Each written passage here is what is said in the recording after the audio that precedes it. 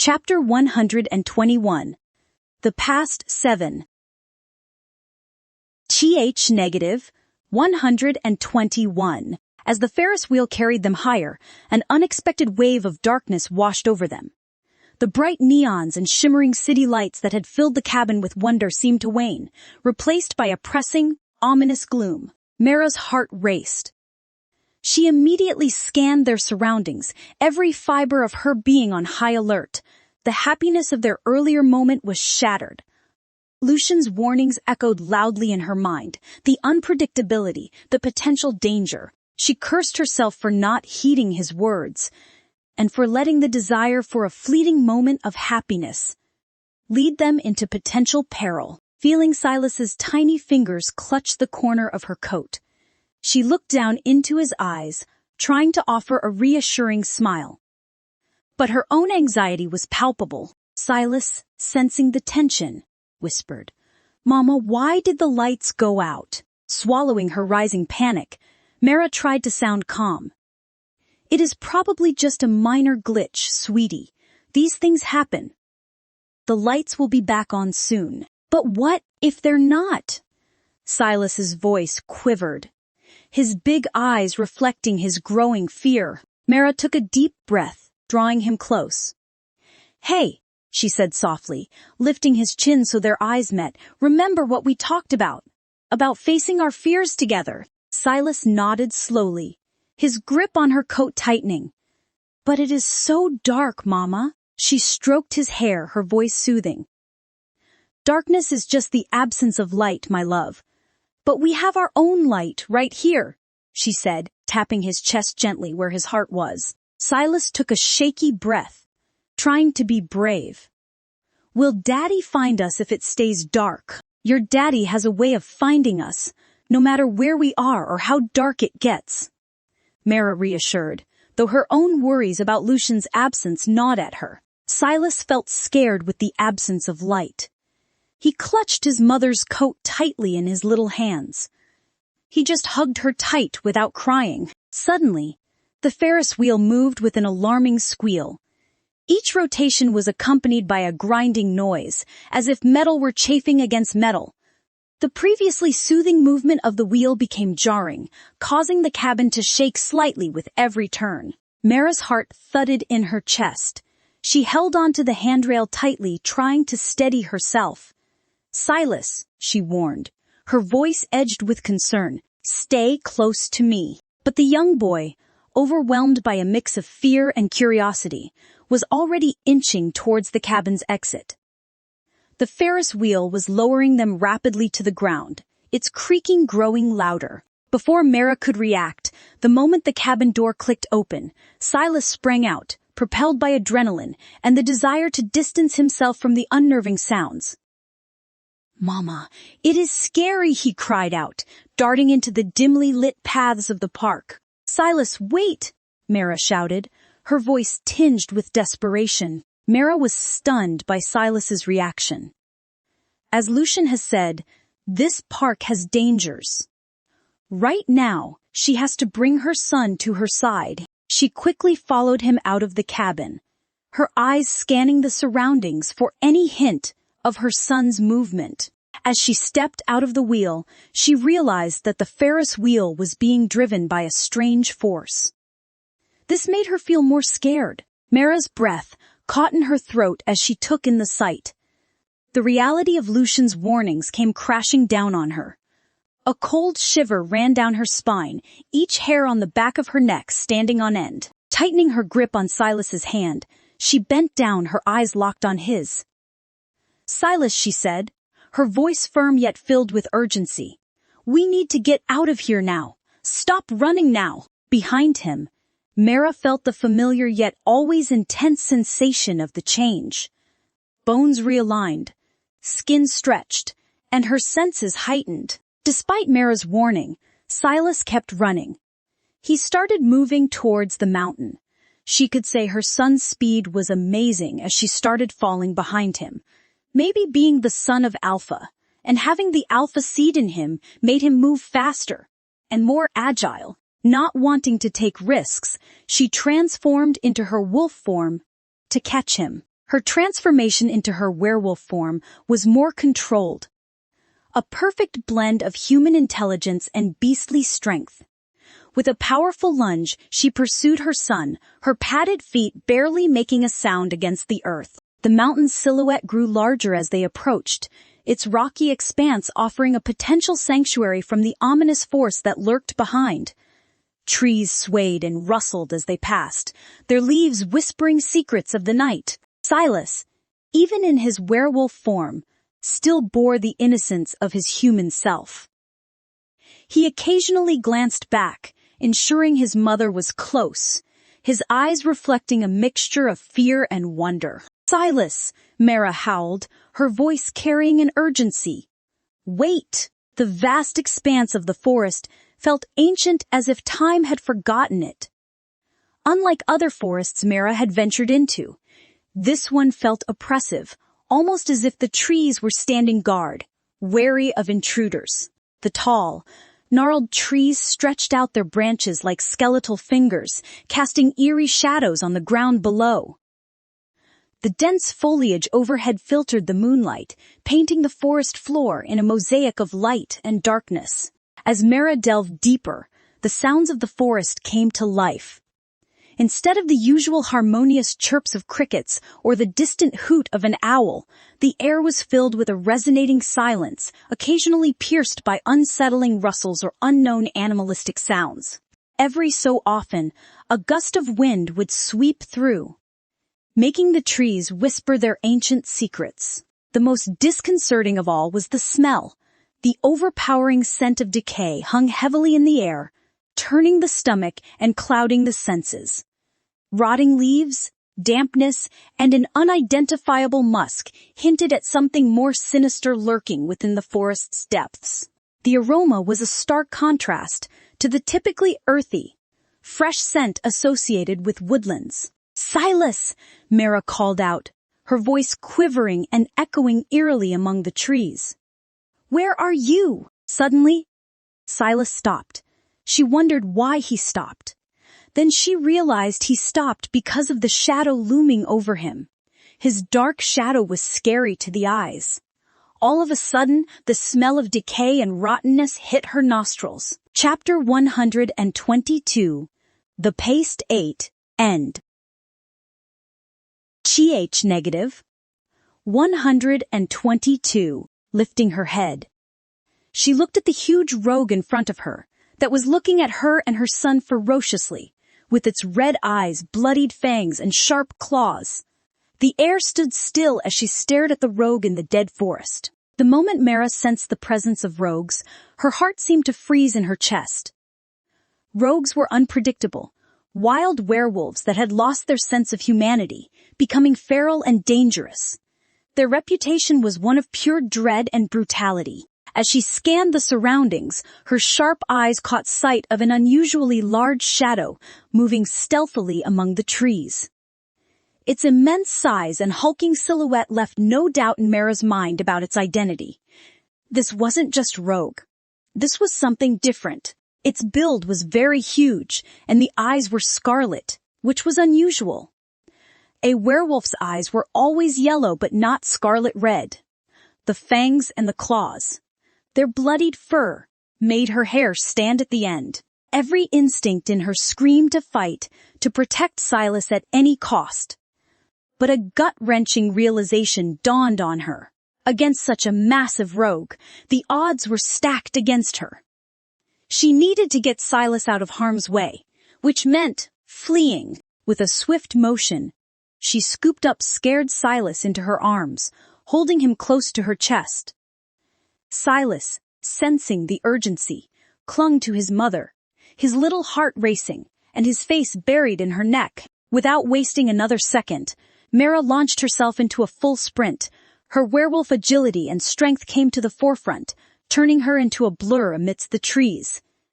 The forest became a whirlwind of colors as she navigated through its intricate maze, using her heightened senses to find the safest path. The wind howled, its gusts sharp and cold against her face, pulling at her fur.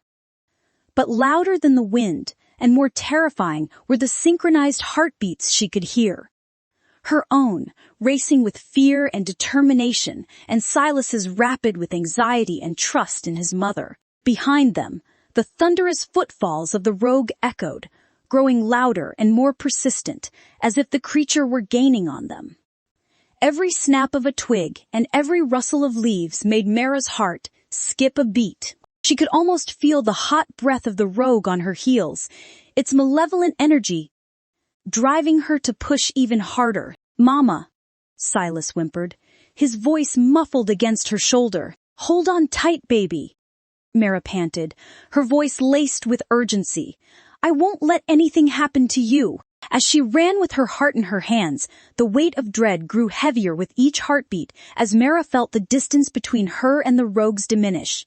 The forest, once a seemingly endless labyrinth, now felt like a tightening noose. Each shadow and each rustle of leaves felt like an ominous premonition. Her instincts told her she couldn't outrun them for much longer. The energy drain from the extended sprint was becoming palpable. In the midst of her frantic dash, Mara's eyes caught sight of an opening amidst the rocky terrain. A cave.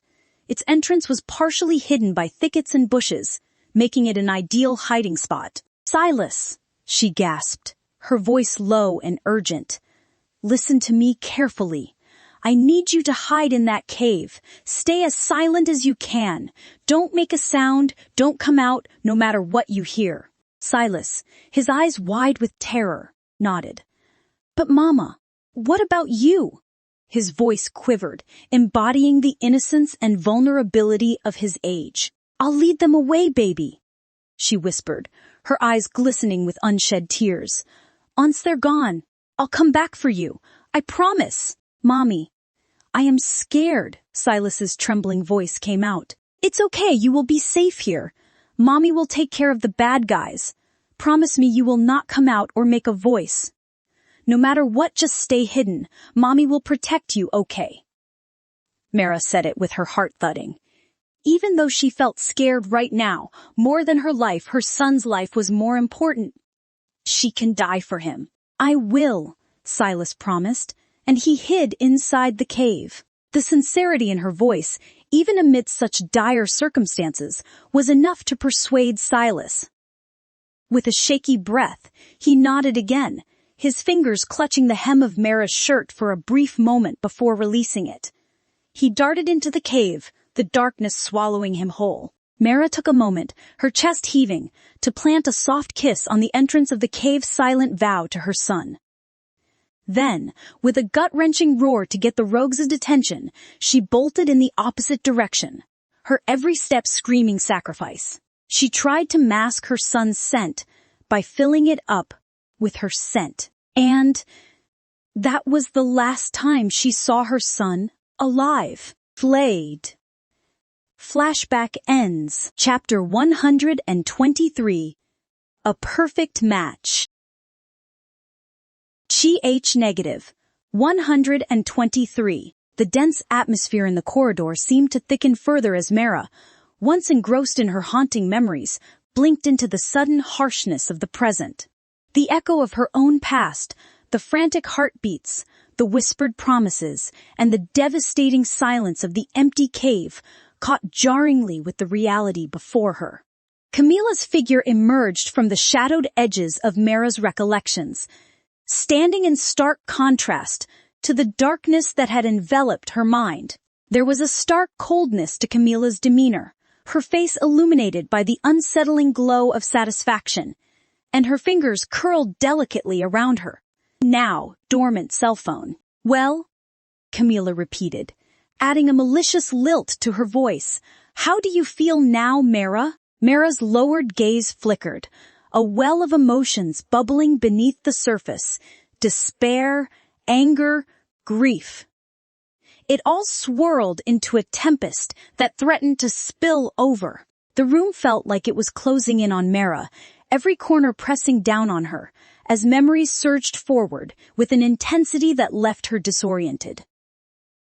Each reminder was a sharp, piercing blade, reopening wounds she had long tried to heal. Lucian's voice echoed hauntingly in the recesses of her mind, intensifying her guilt and sorrow. She remembered the days and minutes she spent blaming herself for her son's death. Mara remembered the day how angry Lucian was when she woke up from her coma. "Are you okay, miss?" the doctor asked Mara. "I am fine." She said it raspily. Her body was in bandages. An IV drip was connected to her hands, and she was surrounded by the machines. In some minutes, Lucian rushed in. "Are you awake now?" he asked her, glaring at her. "Where is our son?" she asked, ignoring everything. She doesn't know why, but she felt something was missing in her heart. Her heart was heavy for some unknown reason. "You don't know?" he asked. "I hid him in a cave and diverted the rogues by myself away from him." "Where is he? Is he crying for me? Is he scared?" Mara grew anxious as she asked about Silas. For one split second, Lucian felt pity for her. He could say she was scared to hear the worst-case scenario, but the result was the worst-case scenario. His pity flew away in a split second, and it's replaced by anger. "Why the fuck are you asking me? You killed our son. He is dead now. You killed him. You ruthless women. I told you not to go. I asked you to stay back till I came," he growled. Her heart stopped. Her eyes started filling with tears. She no longer could hear anything he said. She felt as if she was lying in Antarctica. Everything felt cold to her. Her son was dead. And that too, because of her. She was broken.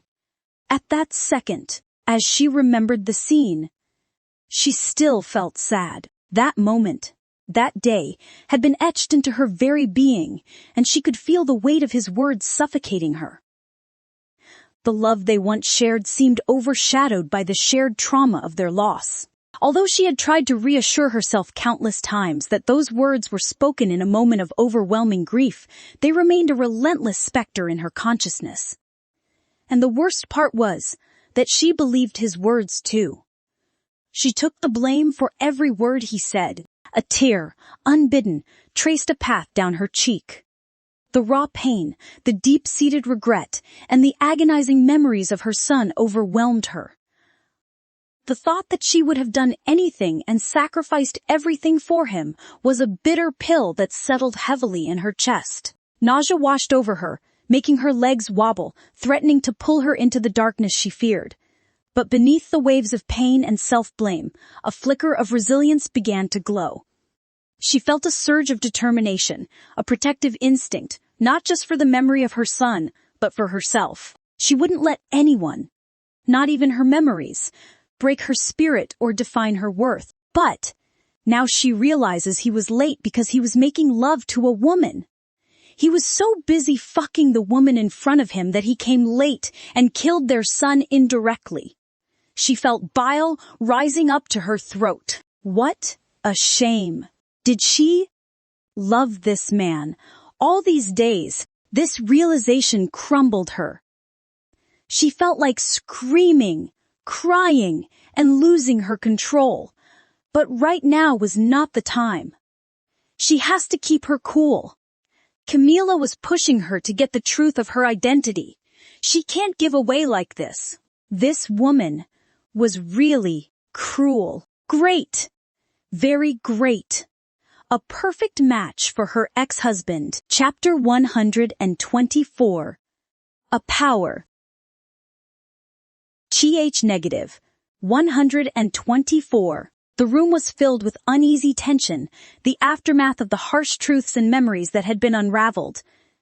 Camila, with a smug smile playing on her lips, took in Mara's defeated posture, her head hung low and her hair cascading around her face, hiding her features. The seconds felt like minutes, and every silent moment emboldened Camila more.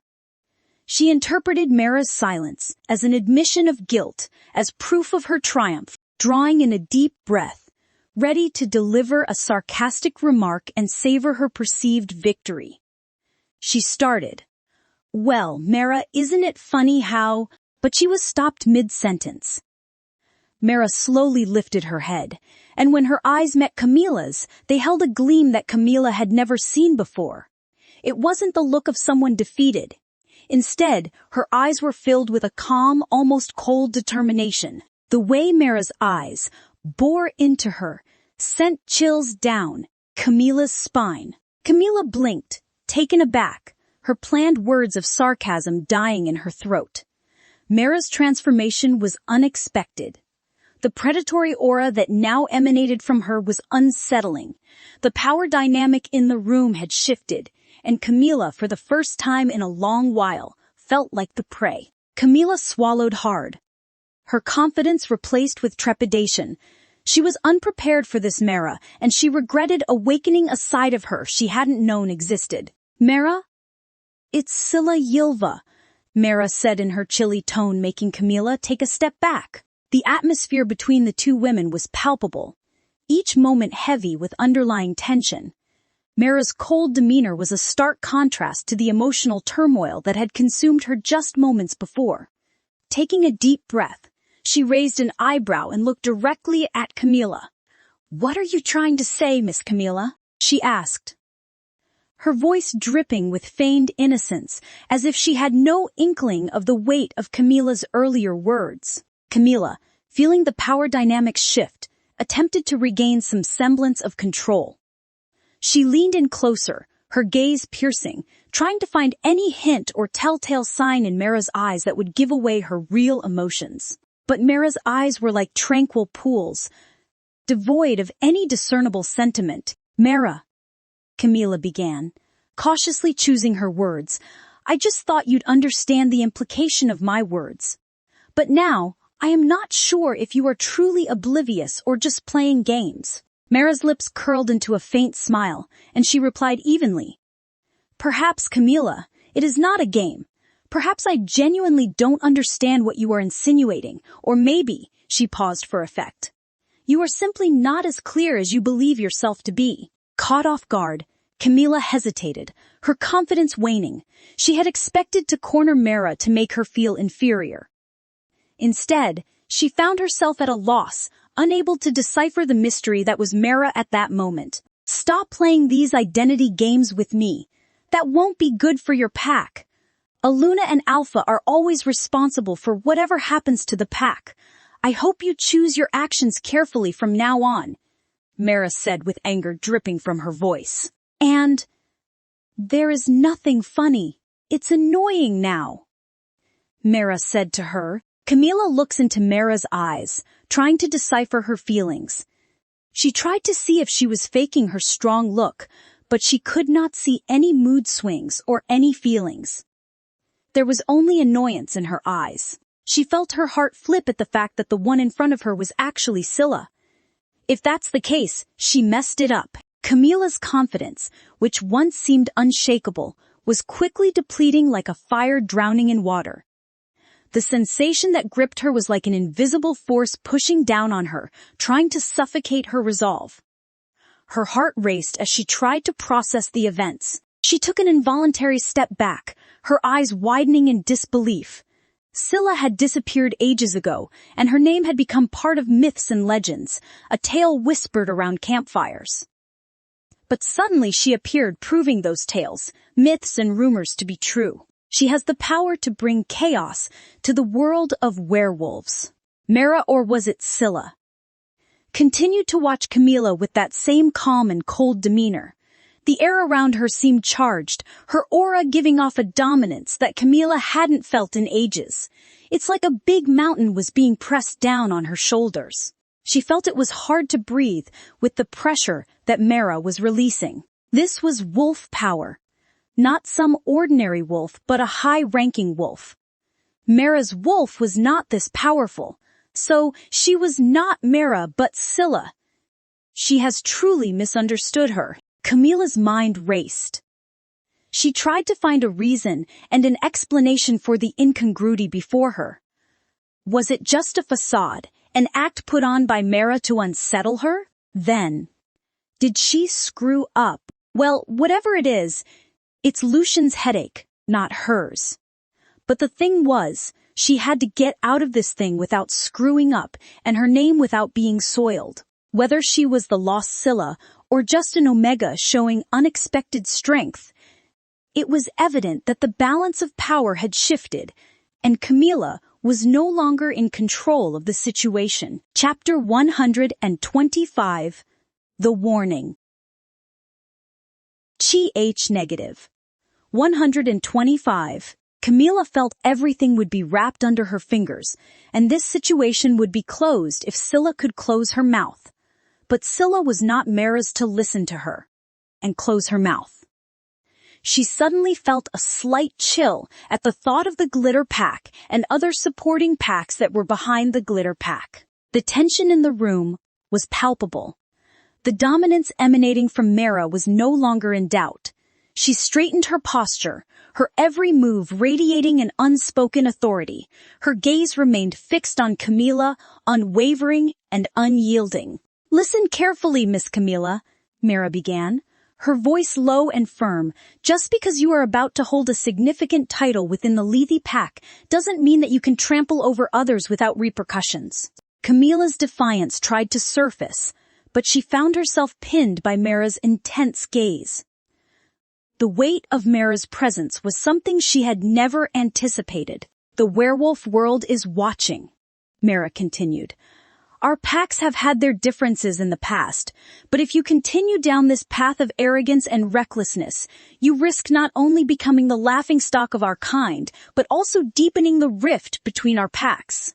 You wouldn't want to start your tenure as a Luna with such a tarnished reputation, would you?" Camila's lips tightened, struggling to find words, but Mara wasn't finished.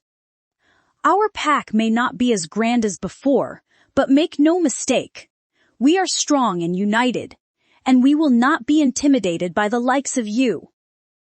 Don't forget, we are the ancient pack, and our roots run deep. A Lethe pack Luna is not the most powerful title in this world. There are other powerful people in this world that you couldn't offend." Mara leaned in slightly, ensuring that her words landed with precision. "If you truly want peace and harmony between our packs, start with yourself. Respect is earned, not bestowed by a title, and right now, with the way you are acting, you are earning none. And the guts of you to handle me this roughly.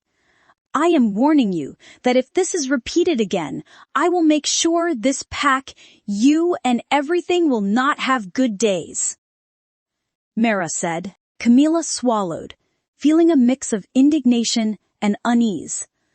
The room felt colder, and the weight of Mara's words sank heavily into her heart.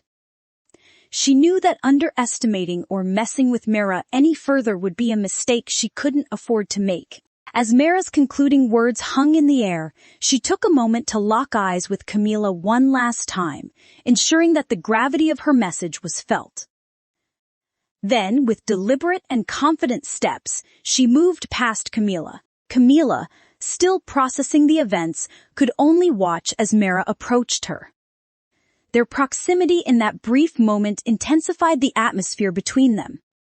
In a silent yet symbolic assertion of dominance, Mara deliberately bumped Camila's shoulder as she walked by. The subtle contact sent a ripple of surprise and fear through Camila's spine. She was momentarily off balance, both physically and emotionally. Mara, however, continued to go ahead without a backward glance. Her exit was just as commanding as her presence had been. The echoing footsteps and the swish of her coat faded, leaving behind a room steeped in a heavy contemplative silence. Chapter 126. Facing him again. Ch-negative. 126. Mara returned to the venue from the garden, crossing the dark corridors. Her eyes scanned the grand hall from her vantage point, taking in the opulence and grandeur of the event. The venue's majestic chandeliers, made of sparkling crystals, hung from the ceiling, casting a warm, golden hue over the attendees.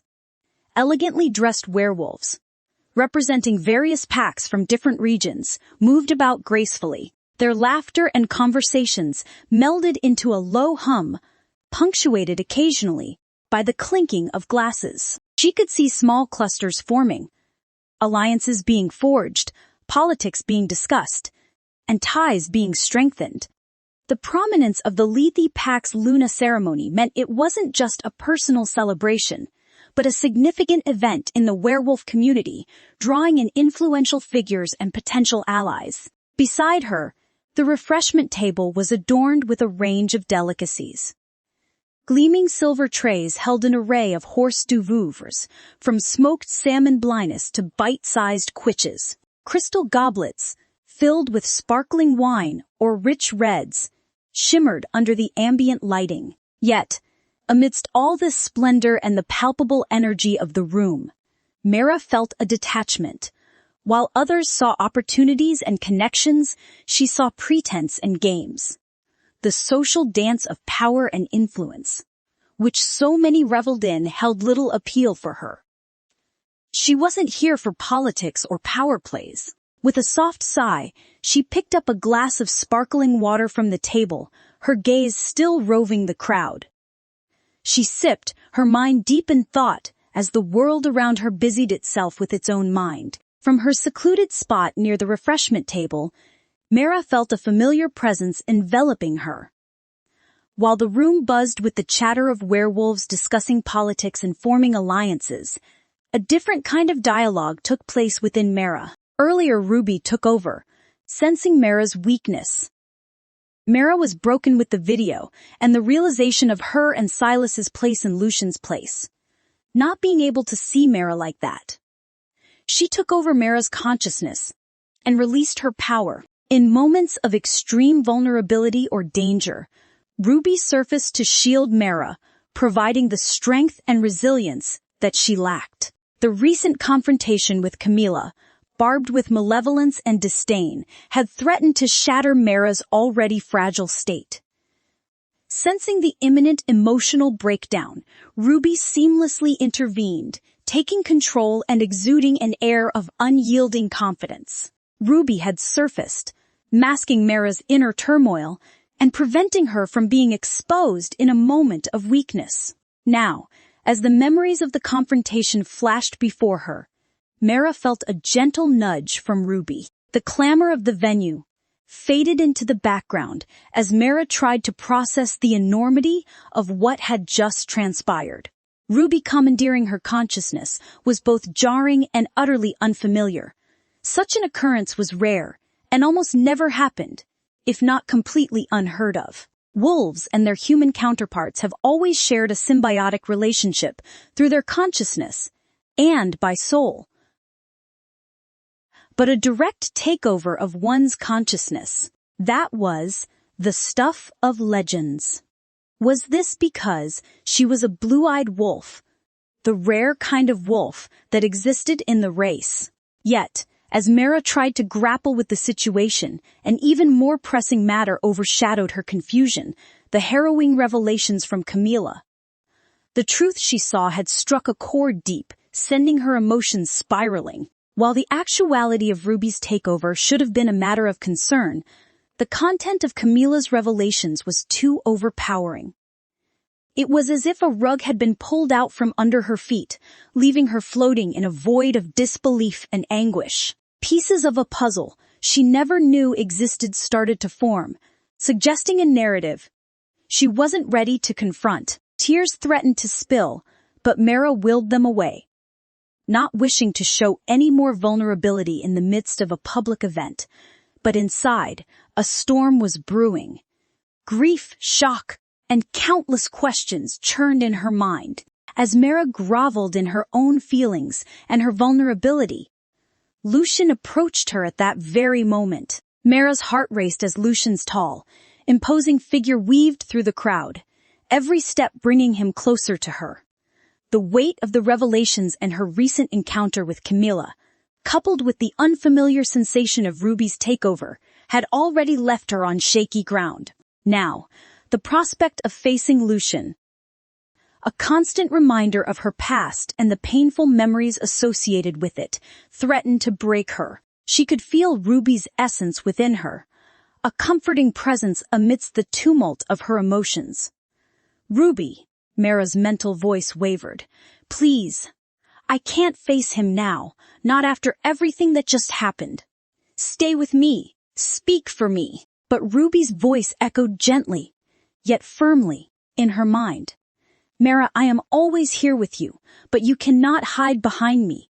There are moments in life where you must stand on your own, face your fears, and confront your past. This is one of those moments. But Ruby, Mara began, only to be cut off. He is a part of your story, Mara. Only by facing him can you begin to find closure, and perhaps healing. You have the strength within you. Trust yourself, and my powers aren't stable.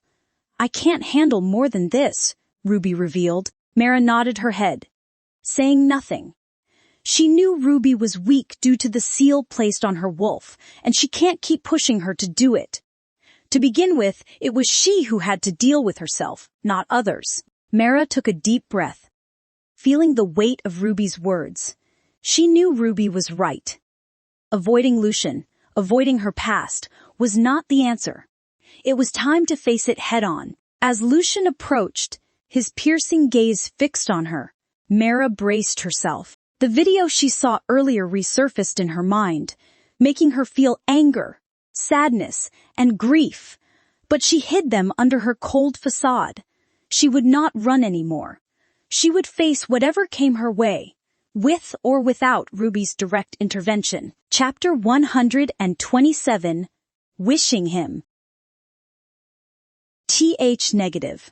127. The dim lighting of the venue glinted off Lucian's chiseled features. His dark hair, always neatly combed back, seemed a touch disheveled, hinting at the underlying tension. His eyes, a shade of hazel that Mara had lost herself in countless times before, held an intensity that was both captivating and intimidating. For a moment, the world around them seemed to blur, as if time had slowed. The murmurs of the crowd, the soft strains of music, and the distant clinking of glasses faded into insignificance. She took over her consciousness in her control from Ruby. Ruby went to rest while Mara was in her full senses. She took a deep breath, ready to face him. Lifting her head, she looked at Lucian, who looked handsome in his white suit. He walked up to her and stood in front of her. Lucian shifted uncomfortably, his usual confidence wavering. Every fiber of his being seemed to be gravitating towards the familiar presence of Mara, even though he knew he was speaking to Scylla. The uncanny resemblance between the two women wasn't just skin deep. The way they carried themselves, the spark in their eyes, and even the subtle changes in their expressions mirrored each other. Mara and Scylla were two totally different people, but he couldn't help but feel familiar with her. Every time he spoke to her, his way of talking changed to the way that he spoke with Mara. Their conversations were intimate in their own way. They might look cool and calm, but they were offensive. Despite all these mixtures, he couldn't help but notice the subtle intimacy between them. Lucian's gaze deepened, studying Scylla as if trying to discern the hidden layers beneath her exterior. As he thought about it, he felt that there was something else with her. That's her aura. Her aura was so similar to Mara. Can people have the same aura, along with the same features? Seeing him stand in front of him and be about to have a happy life, Mara felt her heart burn in fear. Her son, he was so small and obedient, yet he was dead. And the reason was the very man who stood in front of her. "Thank you, Lucian, for your hospitality," she began, sensing his presence. Her brown eyes with the fringes of blue peered into his eyes without leaving his. "I congratulate you for finding your Luna. I genuinely hope you and your new Luna find the happiness you both seek. May your lives be filled with light and joy, even if it means casting shadows on others." Her gaze held his, a silent challenge evident in her eyes. "With your new beginning and bright hope, I hope you lead a great life, even if it may be stepping over other people's corpses, and she hopes they won't be betrayed again. Hopefully, they will sleep well at night." Lucian was taken aback by the raw intensity in Mara's words. It was a blend of genuine well wishes, tinged with bitterness and a deep-seated pain. Her voice, unwavering, carried an underlying message, a reminder of past betrayals and unhealed wounds. Lucian's face paled, the weight of her words pressing down on him, and the memories of past actions, mistakes, and regrets flooding his mind. Taking a step closer, Mara lowered her voice, ensuring only Lucian could hear her next words. "Sleep well, Lucian. I hope the ghosts of the past don't haunt your dreams." Without waiting for a response, she turned on her heels and made her way towards the main venue, leaving Lucian rooted to the spot, grappling with a mix of emotions. As Mara's figure blended with the crowd, Lucian felt the weight of their shared history and the complexity of emotions it invoked more than ever. Mara left the venue and walked to the main place. She felt a relief wash over her. That venue and the man were very suffocating to her. She noticed her parents were discussing and talking with other packs for an alliance for the betterment of the pack. She can't disturb them. On the other hand, Lucian was confused by her words. What does she mean by stepping over corpses? Does she know something of which he wasn't aware? Why did she say such ambiguous words? He didn't understand. Or was she trying to tell him something? If that was it, then why was she being so secretive? Can't she tell him directly? But why does he feel like she was angry at him? That's not even anger but fury. As he thought about it further, he felt a sting from her words. He watched Mara leave with her back facing him without looking back at him. He felt a familiar feeling rise in his heart again. What was that? Chapter 128 Flashes of Past.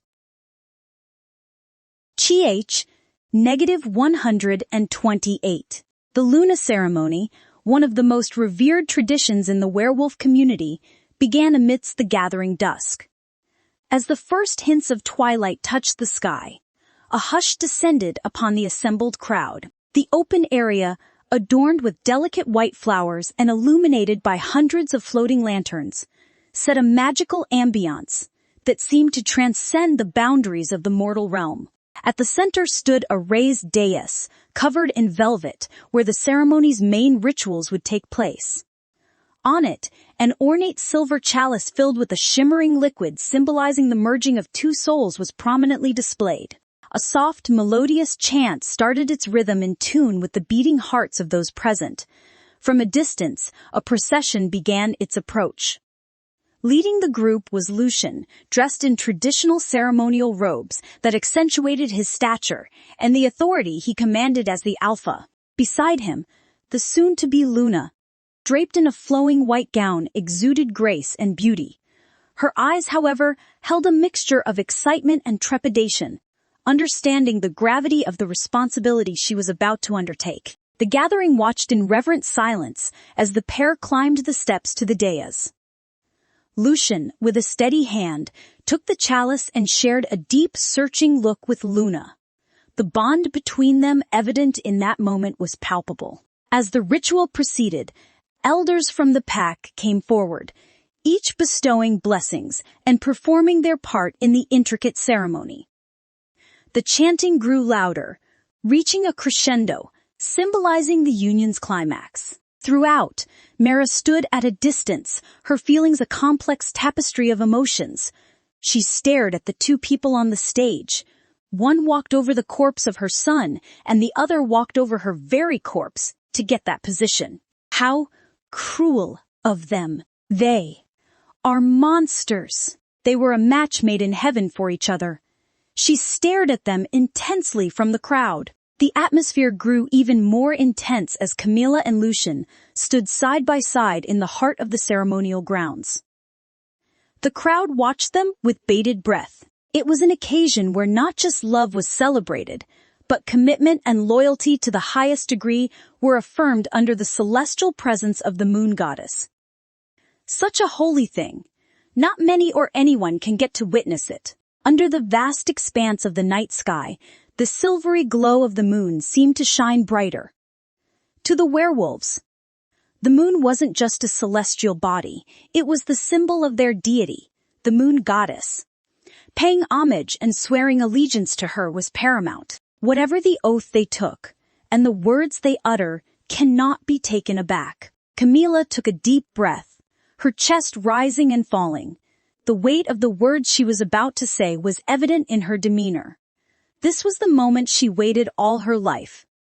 Now, she was getting what she wanted. Lucian, ever the stalwart alpha, stood with a resolute expression, his gaze fixed on the horizon, where the moon seemed to touch the earth. The atmosphere was thick with solemnity and emotion. Yet, amidst the crowd, Mara's heart ached with a different kind of pain. Her memories painted a stark contrast to the present. She remembered the times when she was Luna. Her Luna ceremony was not grand. In fact, it was just a ceremony in name. There were no grand platforms, no shimmering lights, and no large audience back then. It was just a small gathering filled with tense undertones and wary eyes. She remembered standing beside Lucian, feeling the weight of the title. Luna pressing on her. There were no grand declarations or genuine smiles.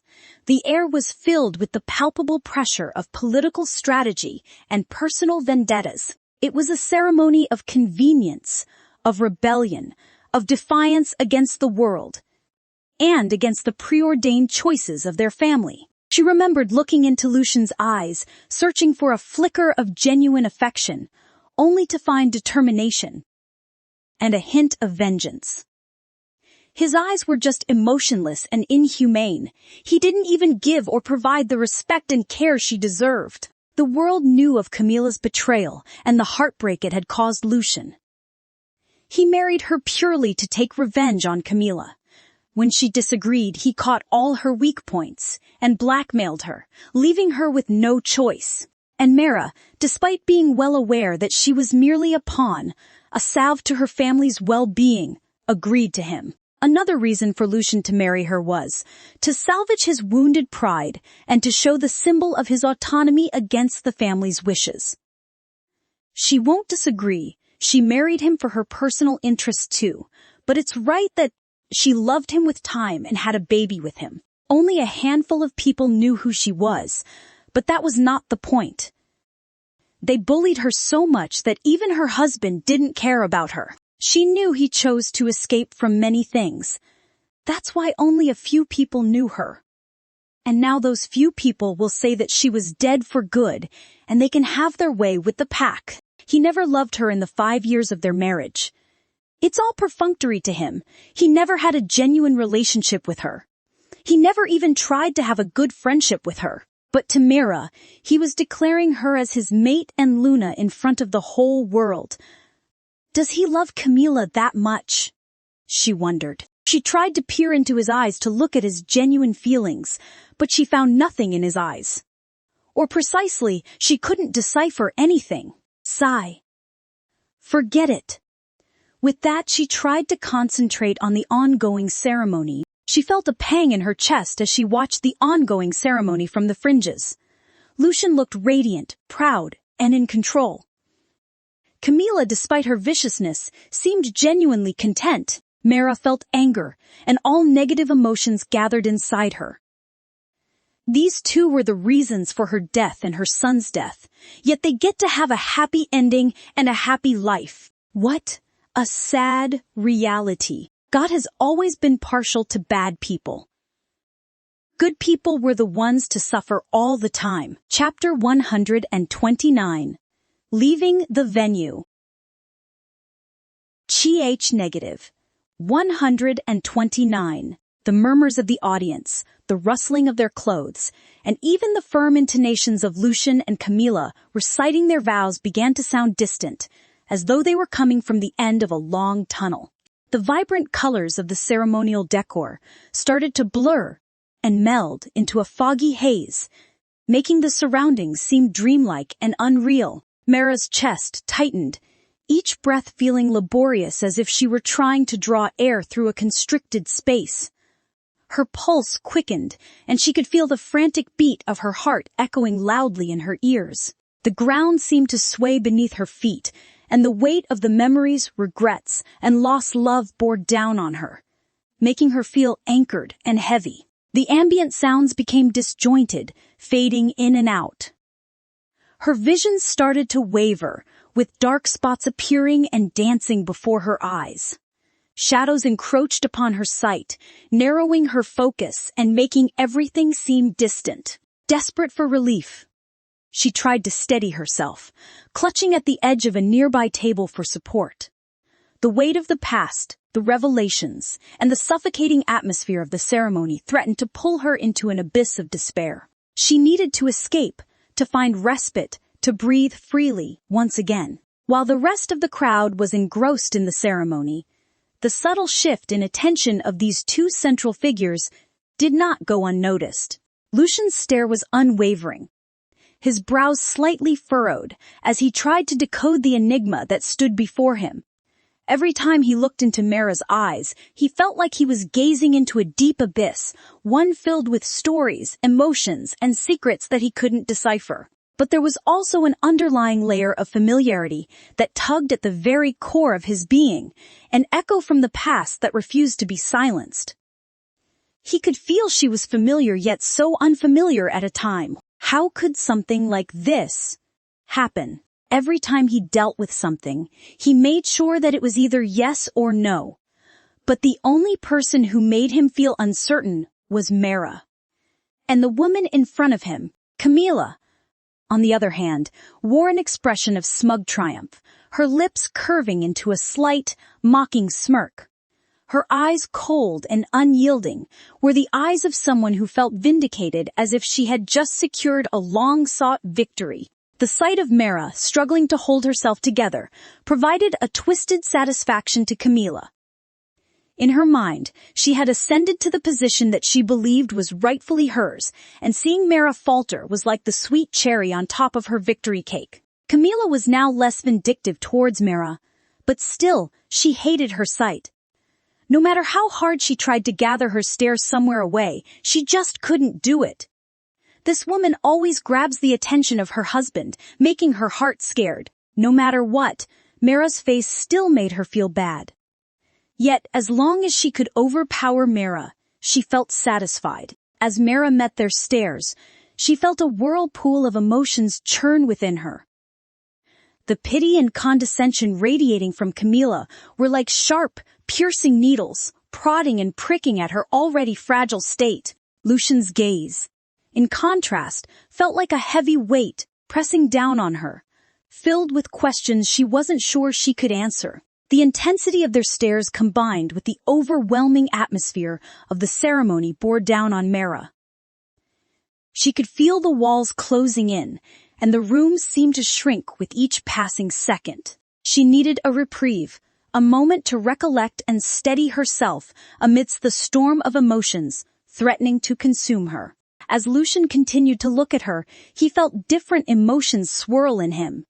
His eyes were full of questions for her. She made him feel restless. To Lucian, Mara was just an unsolvable puzzle. Desperation clawed at Mara as she sought the familiar connection with Ruby. She wanted Ruby to take over and handle the situation for her. She couldn't handle this. The usually vibrant bond she shared with her wolf now felt muted and distant. The lack of response from Ruby heightened Mara's anxiety. The weight on her chest grew heavier, and the noise around her blended into a cacophonous roar. Each glance, every whisper, and even the shifting shadows seemed to conspire against her, making her surroundings increasingly oppressive. Her pulse quickened, and her vision blurred at the edges. The faces in the crowd transformed into unrecognizable smears of colors and features. The very ground beneath her seemed to shift and sway, making it difficult for her to find her footing. Clarity hit her amidst the chaos. She needed to escape. Ignoring the myriad of eyes upon her, Mara turned on her heel, her only focus being the exit. Each step was a fight, like wading through thick mud. The exit seemed miles away, a beacon of hope in her disoriented state. The coolness of the evening air, the reprieve from the suffocating atmosphere of the ceremony, was all she yearned for. Mara's shoes clicked against the floor with each hurried step, echoing the urgency of her departure. The ornate double doors leading out of the hall stood ahead, appearing as the very gates of salvation in her distressed state. The ambient sounds of the hall conversations, the clinking of glasses, soft laughter grew fainter with each step. Pushing the heavy doors open, she was instantly met with the cool embrace of the night air, which felt like a balm on her overheated skin. The sounds from within the hall were quickly replaced by the distant chirping of crickets and the rustling of leaves. The muted lighting of the outside world was a stark contrast to the bright, oppressive lights of the ceremony hall. And the darkness provided a comforting cloak. Drawing in a deep, shuddering breath, Mara tried to calm her racing heart. She walked further away from the venue, her steps taking her towards a quieter area, where the shadows of trees offered a more profound sense of isolation. Leaning against the rough bark of a large oak, she closed her eyes, letting the weight of the evening's events sink in. The fresh, earthy scent of the outdoors slowly began to ground her, anchoring her back to the present moment. Alone in the quiet embrace of the night, Mara sought to find her equilibrium once more. She felt peaceful in that moment. Chapter 130. A Promise to Herself. Negative 130. The rhythmic sound of the waves crashing on the shore served as a gentle lullaby for Mara's frayed nerves. Every step she took on the soft, wet sand left a fleeting mark, just as every memory she carried with her left a mark on her soul. The shimmering light from the crescent moon cast a silvery glow over the water, its luminescence dancing with the ebb and flow of the waves. The salty tang of the sea air filled Mara's lungs, its invigorating aroma promising new beginnings and washing away the bitter taste of the past. The vastness of the ocean, with its unfathomable depths, reminded her of the depth of her own emotions and of the countless memories, both good and bad, that she held within. The water lapped at her feet, each wave carrying away a piece of her pain and her sorrow. For Mara, the sea had always been a source of solace. Its vastness reminded her of the infinite possibilities that lay ahead, its depth a reflection of her own resilience. She felt a deep connection to the sea, as if its rhythmic pulse echoed the beat of her own heart. Every crash of a wave, every whisper of the breeze seemed to speak to her, offering words of comfort and hope. Losing herself in the moment, Mara took off her shoes, letting the cool sand seep between her toes. She walked closer to the water, letting the waves wash over her feet, each ebb and flow grounding her further. The memories of the ceremony, the painful glances, and biting remarks, they all started to blur, replaced by the serenity of the sea. Closing her eyes, she allowed herself a few moments of tranquility, letting the magic of the sea work its healing powers on her. The venue was near the beach, so she came here to enjoy the salty sea breeze, attaining her peaceful moments. Another reason for choosing their venue near the sea was that it would be easy for other packs to reach the venue without hassle, and they can come and go at their will without any difficulties. As she took a breath, she felt calm. She always thought that she had an innate relationship with the sea. Just as she was taking her peaceful walk, she felt a snap in her head. "It's Ruby, her werewolf." "Mara," Ruby said weakly. "Ruby, are you okay?" she asked, sensing Mara's weak voice. "I am a bit weak, and my powers are not fully awakened, so I could only appear for a short period of time, Mara. It's not that I don't want. It's that I just can't," Ruby said to her. "I understand. You just rest." "Don't worry. I will not call you much," Mara tried to assure her. "I get that, but you have to understand that I can't always appear to confront situations. You have to deal with them on your own. You can't expect someone to face what you are supposed to face. Even though I know that we both are one, you should know that there are hurdles that have to cross on your own," Ruby said to Mara in her mind. Mara was silent for a long time. Mara understood what Ruby was trying to convey. As much as the bond they shared was unbreakable, Ruby had her own struggles. Though their souls were intertwined, they had individual experiences that shaped their thoughts, emotions, and actions. Sitting on the cool sand, with the water just touching the tips of her toes, Mara pondered Ruby's words. The realization slowly crept in that she had been relying too much on Ruby, expecting her to be her shield against the world, to face the challenges that she herself was afraid to confront. And while Ruby had always stood by her, helping her navigate through the labyrinth of emotions, memories, and situations, there were moments that Mara needed to face head-on. She thought about all the times she had wished for Ruby to take control, to help her escape from the cruel reality that sometimes threatened to break her. But now, she realized that while it was okay to seek help when she needed it, it was equally important for her to stand up on her own, to confront her fears, and to learn from her experiences. The sea, with its vastness and unpredictable nature, seemed to mirror Mara's emotions. Just as the sea had its calm days and its stormy nights, Mara too had her moments of tranquility and turmoil. But the sea never stopped, never gave up, always finding its rhythm no matter how turbulent the waves got. And that is what Mara decided she needed to do as well. Embrace the challenges, learn from them, and keep moving forward. Drawing strength from her surroundings, Mara whispered a silent promise to herself to face the world with courage, to tackle challenges head-on, and to always trust in herself and the bond she shared with Ruby.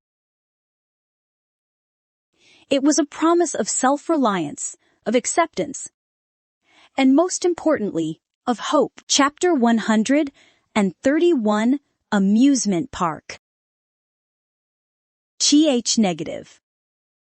131. As she was immersed in her own thoughts after her chat with her wolf, she didn't realize that she had detached herself from the world. Suddenly, she heard a thud, which got her out of her thoughts. The night sky was painted with brilliant hues of red, blue, and gold as the fireworks exploded, each burst of color reflecting the grandeur of the Luna ceremony. Mara's silhouette stood out against the dazzling display, the soft glow of the fireworks painting her in a surreal light. For a moment, the past and the present seemed to intertwine, blurring the lines between memories and reality. As the final notes of the fireworks faded away, the distant hum of the city began to resonate with Mara's heartbeats. She thought that the ceremony had come to an end as she saw the fireworks being fired in the sky. Finally, Camilla got what she asked for. Lucian got what he wanted. They both were not standing on the stage, but on the corpses of her and her son. The amusement park, with its whirlwind of emotions and memories, beckoned her once more. Perhaps it was a desire to reconnect with a fragment of her past, or maybe it was a search for closure, or maybe she just wanted to recollect the last moments she spent with her son and experience his happiness again. Regardless of the reason, she felt an inexplicable pull toward that place. The taxi she hailed seemed like a vessel of time travel as it sped through the city streets.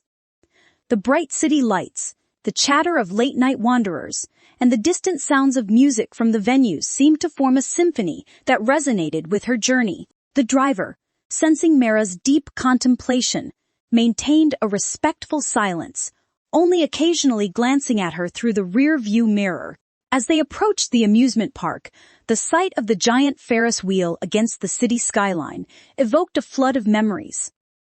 Mara remembered the exhilarating feeling of being at the top, overlooking the vast expanse of the city, feeling both insignificant and invincible at the same time. She remembered the moments of laughter, joy, fear, and melancholy that the park had witnessed. Who said, "People leave nothing when they die. They leave beautiful memories for the people who were left behind," and who said, "They took nothing with them. Dead people take away the hearts of people who love them intently." Stepping out of the taxi, she took a deep breath, taking in the familiar scents and sounds.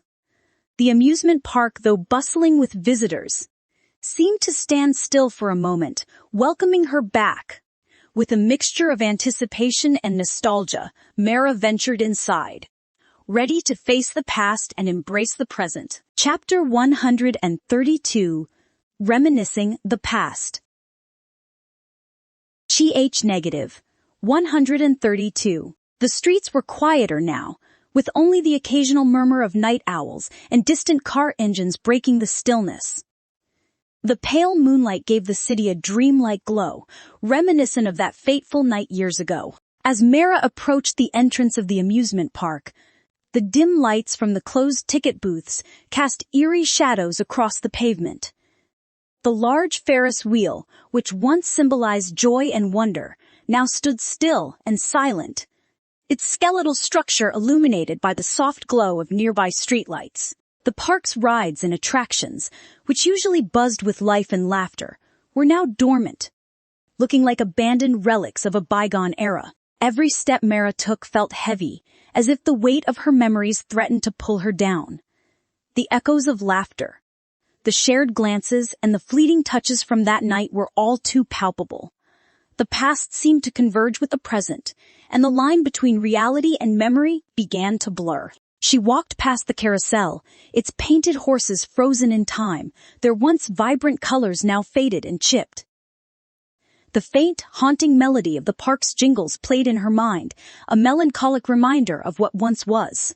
The roller coasters and game stalls loomed like silent witnesses to her pain, each corner and alleyway holding a fragment of her past. A gust of wind stirred up the fallen leaves, creating a rustling sound that echoed through the empty park. Mara closed her eyes, taking a deep breath to steady herself. The overwhelming emotions were almost tangible, pressing down on her and making her feel trapped in a loop of memories and regrets. The remnants of the playground stood like decaying monuments to happier times. Mara walked along the cracked paths, overgrown with weeds that had forced their way through. Nature had begun its slow reclaim, wrapping its vines around structures and pulling them closer to the earth from which they rose. The roller coaster tracks, once gleaming steel structures holding excited riders, were now rusty skeletons against the moonlit sky. The carriages that once zipped around the tracks with the screams and laughter of thrill seekers were now frozen in their tracks, a haunting reminder of the joy they once brought. The merry-go-round, with its vibrant and ornate horses, had lost its luster. The paint had chipped away, and some of the horses were missing entirely. Nearby, the food stalls that once served cotton candy, popcorn, and other treats now stood empty, their shutters creaking eerily with every gust of wind. The playground had long been abandoned. The accident back then reached the human world as a child died because of the ride. The number of visitors plummeted, and soon the amusement park was no longer in business. But the rides here were preserved, but many of them were rusted and broken. But it was the Ferris wheel that drew Mara's attention the most. It towered above the rest, its giant wheel now stuck in a permanent halt. The accident had occurred here, and she could almost hear the panicked screams, the rush of footsteps, and the sirens that followed. A chill ran down her spine as she remembered that fateful night. The events forever imprinted in her memory. A soft whisper of the ocean waves in the distance contrasted with the eerie silence of the abandoned park.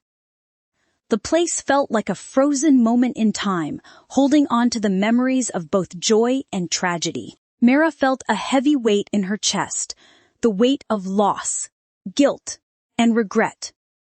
But she also felt a connection to this place, a reminder of a life that once was, and hope for healing and moving forward. This was the last connection she had with her son. The large metallic structure loomed above her, its outline silhouetted against the pale moonlight.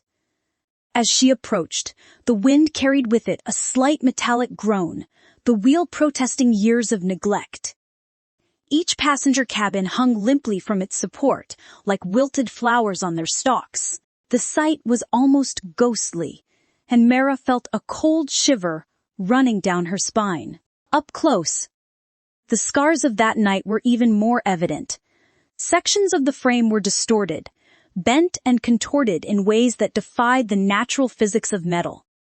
The strength of the force that had impacted it was evident, and Mara was taken aback by the sheer magnitude of the visual evidence. She approached one of the cabins, her fingers lightly tracing the faded paint and roughened edges. It was in this very cabin that she and Silas had sat, laughing and looking out over the city. Now, the memories flooded back. The feeling of excitement, the view from the top, the squeaking of the wheel, the abrupt and terrifying jolt, and the chaos that ensued. She closed her eyes for a moment, taking a deep breath as if trying to exhale the heavy burden of her past. When she opened them again, she saw her reflection in the cracked glass of the cabin window, a somber face that had witnessed more than its fair share of pain and loss. She took a step back, feeling an odd mix of sorrow and reverence for the structure.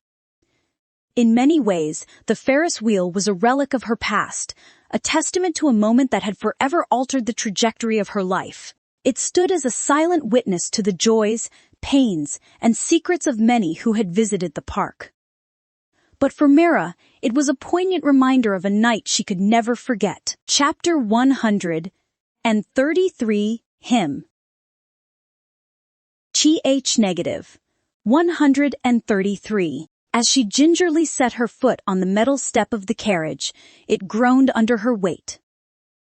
The faded red seat, once cushioned and inviting, was now frayed and brittle. Sitting down, the coldness of the metal seeped through her clothes, making her shiver slightly. She leaned back and gazed upwards. Through the rusted bars and the remains of the canopy above, she could see the night sky. The stars twinkled distantly, indifferent to the memories and emotions swirling below. The wheel itself, despite its disrepair, offered an oddly comforting embrace.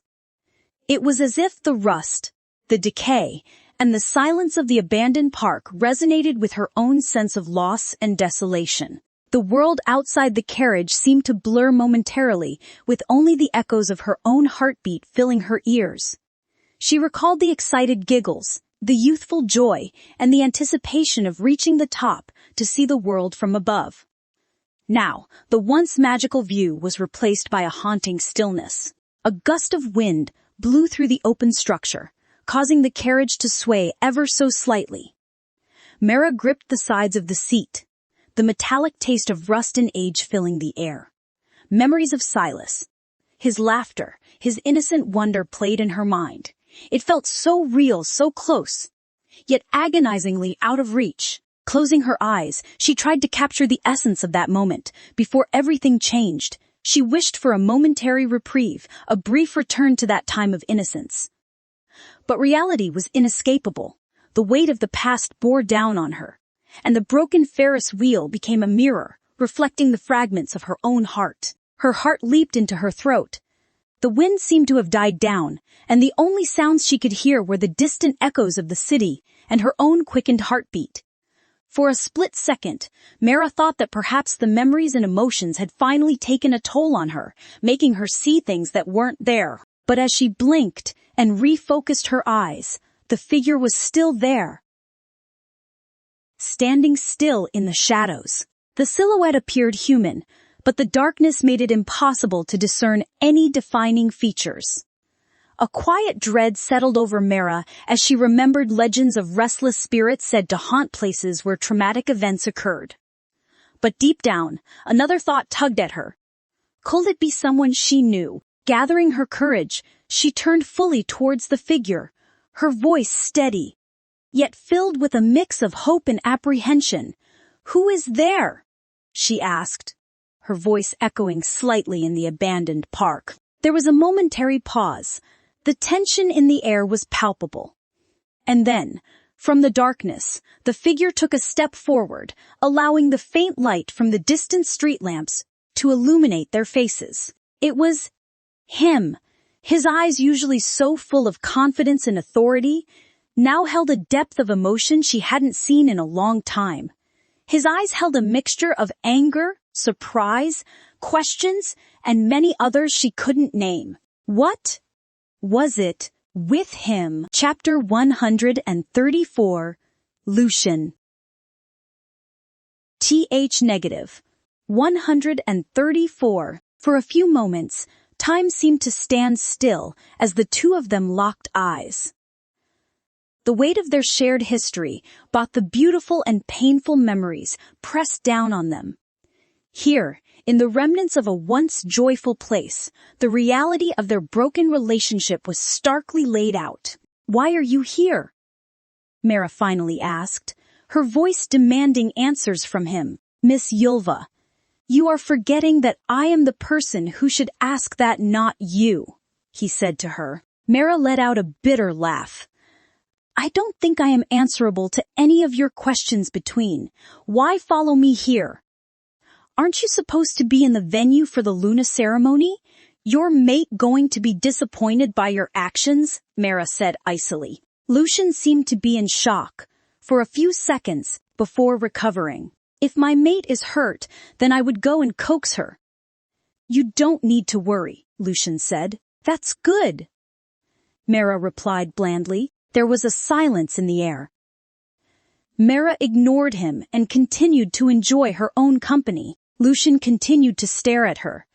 His eyes were searching for something on her face, yet he couldn't find what it was. "Mara," he called her, as if he were trying to test her identity again, but Mara didn't respond, knowing his games.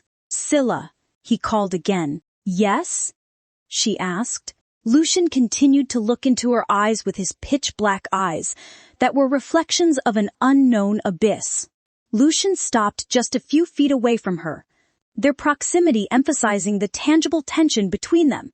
They both seemed to be sizing each other up, gauging reactions, and seeking answers in each other's eyes. "You look so much like her." Lucian's voice was rough, betraying the internal conflict raging within him. "It is impossible to look at you and not see Mara." Mara took a deep breath, her composure not wavering. "And yet, I am not her. Not the Mara who seemed to get hurt by you and your mate, at least. If I were in her place, I would have hurt the people who hurt me 10 times harder than I was hurt." Lucian's jaw tightened, his struggle evident. "Who are you then, Scylla? Some twisted game the fates are playing on us." She met his gaze unflinchingly. "I am who I am. The past doesn't change, and neither does the future that will happen. Instead of seeing someone's shadows in me, I hope to be treated as a human with respect." She sighed in the end, as if she were tired of explaining this again and again. There was a moment of silence, the weight of their shared history hanging heavy in the air. Lucian's eyes, although still wary, showed a glimmer of pain and longing. "I wish I didn't believe you," he admitted in a whisper. "But what you say is a truth," he said. Mara took a step closer, bridging the gap between them. "I know," she said softly. "But some things remain the same, even when everything else changes. So instead of regretting the actions showing love, care and kindness when a person was alive was the thing that one could do as a human." Mara ended her words. Chapter 135. A Trap. Ch negative 315. Lucian's condescending gaze bore into Mara, a glint of arrogance in his eyes. He leaned in closer, his voice dripping with authority and arrogance. "Miss Scylla, why are you here in this abandoned amusement park? It is not a place for the faint of heart, you know. Tell me the truth." Lucian knew this amusement park had been closed. Even the people who knew about it forgot about it. But how could a newbie who has never visited Lethe Pack know it? Wasn't something wrong? Mara, who had once been susceptible to such intimidation, now wasn't scared of him. The ruby's power has been unleashed and has been good. Her gaze remained locked with Lucian's, and her eyes seemed to shimmer with an inner strength that hadn't been there before. Now, Lucian was no longer that intimidating to her. Without flinching, Mara responded, "Alpha Lucian, I am not the person you think. Your attempts at intimidation don't sway me." Lucian was startled, and for the first time uncertain about how to proceed. He had relied on fear to control her in the past, but now she met his gaze with a defiance that was both unexpected and unsettling. Was she really not Mara? He wondered. His doubts were thinning again, yet her presence was strengthening them. Lucian stepped back at a pace, the smugness in his expression faltering as he assessed this newfound strength in Mara. It was clear that he needed a different approach if he wanted to obtain the information he sought. Mara, her resolve unshaken, maintained her piercing gaze, waiting for Lucian's next move. It was a standoff, a clash of wills and newfound powers, in the eerie, abandoned amusement park that seemed to hold secrets of its own. Both of their heads turned sharply towards the source of the noise, their senses on high alert. The rustling in the trees became more pronounced, and a low growl echoed through the night. They instinctively moved closer, back to back, their eyes scanning the darkness for any signs of the intruder. Lucian's voice was low, a mere whisper, but the urgency was palpable. "We're not alone." Mara's heart raced, not just from the surprise of Lucian's sudden appearance, but now the potential threat lurking in the shadows. "What is it?" Lucian inhaled deeply, attempting to catch the scent. "I am not sure, but it is close, very close." The wind picked up, rustling the leaves around them and carrying a faint chilling howl. Both werewolves tensed, their bodies ready for action. Mara's eyes darted around, trying to catch any movement in the darkness, while Lucian focused on listening, his ears picking up even the faintest of sounds. Then, breaking through the thick canopy of trees, several pairs of glowing eyes emerged, reflecting the faint light of the moon. Mara felt a cold dread seeping into her bones. They were surrounded. Lucian growled low in his throat, a warning. "Stay close to me!" The creatures started to close in on them, their movements deliberate and menacing. The odds were stacked against Mara and Lucian, but neither was willing to go down without a fight. The night was about to take an even more unexpected turn. "Stay still and don't run. I will go check the situation," Lucian warned. Mara laughed at him and looked at him. "You are underestimating me," she said. Before he could say something, she set off and ran in a lightning speed. Lucian was shocked and surprised by her. He quickly caught up with her. The dense foliage made it difficult to maneuver, but Mara's agility and Lucian's power made them a formidable pair, even in such challenging terrain. As they ran side by side, they couldn't help but notice how effortlessly they complemented each other. The mountains were steep, and as they ascended, the path became more treacherous. Rocks shifted under their feet, and the faint light from the moon barely pierced the thick canopy above. They ran in the direction where the scent had been lingering. But it rained recently and washed up the scent. The clearing was bathed in a gentle silver light from the moon overhead. Tall trees encircled the area, their canopies forming a dense umbrella, and the ground was covered in a thick layer of wet leaves, glistening from the recent rain. The scent they had been following seemed to disappear entirely, leaving only the fresh aroma of damp earth and rain-soaked earthy smell. Both Mara and Lucian, panting slightly from their sprint, exchanged puzzled glances. The scent had led them here, but there was no sign of anyone or anything unusual. They stood there, trying to decipher the mystery, their ears straining for any sound that might give a clue. Lucian's sharp eyes scoured the clearing, looking for any signs of recent activity. "Someone was here," he murmured, noticing a few disturbed leaves and a slightly muddled patch of ground, which hinted at a rapid departure. Mara approached and knelt down, inspecting the subtle disturbances. "They were fast, whoever they were," she said thoughtfully. "There is no way to confirm the people are here. It's only instinct that is telling us there are someone here." Lucian said again. Mara looks around, crouches down suddenly. She points at the leaves. "Look," she nudges. "What about it?" Lucian asked. "The leaves are blown around." "Someone must be here," she said. Lucian observed the area closely as Mara pointed it out. The leaves indeed seemed disturbed, not just randomly scattered, but as if they were blown away from a central point. It was as if a gust of wind had spiraled out from the center of the stone circle. "You may be onto something," Lucian admitted, looking closer at the disturbed foliage. "Why would they flee all of a sudden?" he wondered out loud. Mara slowly stood up, her gaze sharp and determined. Maybe they got what they came for, or perhaps they sensed our approach and decided it was best to retreat, she theorized. Chapter 136, Lucian's POV 1. GH negative. 316. Lucian's POV. It is strange how places can retain memories, even if they're not your own. As I step back into this playground after so many years, a heavy sense of nostalgia wraps around me.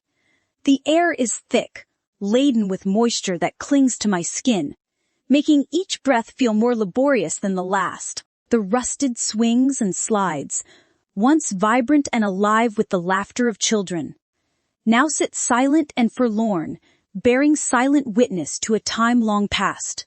Each step I take feels heavier than the last, as if the ground itself is pulling me down, urging me to stay. To remember, the memories come flooding back, of simpler times of laughter and joy, of fleeting moments that seemed eternal back then. The creaking of the old merry-go-round in the distance, though muted, resonates with the very core of my being. The dense humidity only accentuates the weight of the memories. Every inhale tastes of metal and age, a stark reminder of the passage of time. And yet, even amidst the decay and the forgotten echoes of joy, there is a kind of peace, a solitude that is both comforting and haunting. This playground, while different, feels strangely familiar, as if a part of me has always been here, waiting for my return. It's been a long while since I came here. Every time I am here, I feel like someone was crushing my heart. Maybe because my son was dead here, it feels that way. I was stupid to not come that day. It was his yearning wish, yet I couldn't fulfill it. Every step I take echoes with the relentless rhythm of my heart, a constant reminder of my haunted past.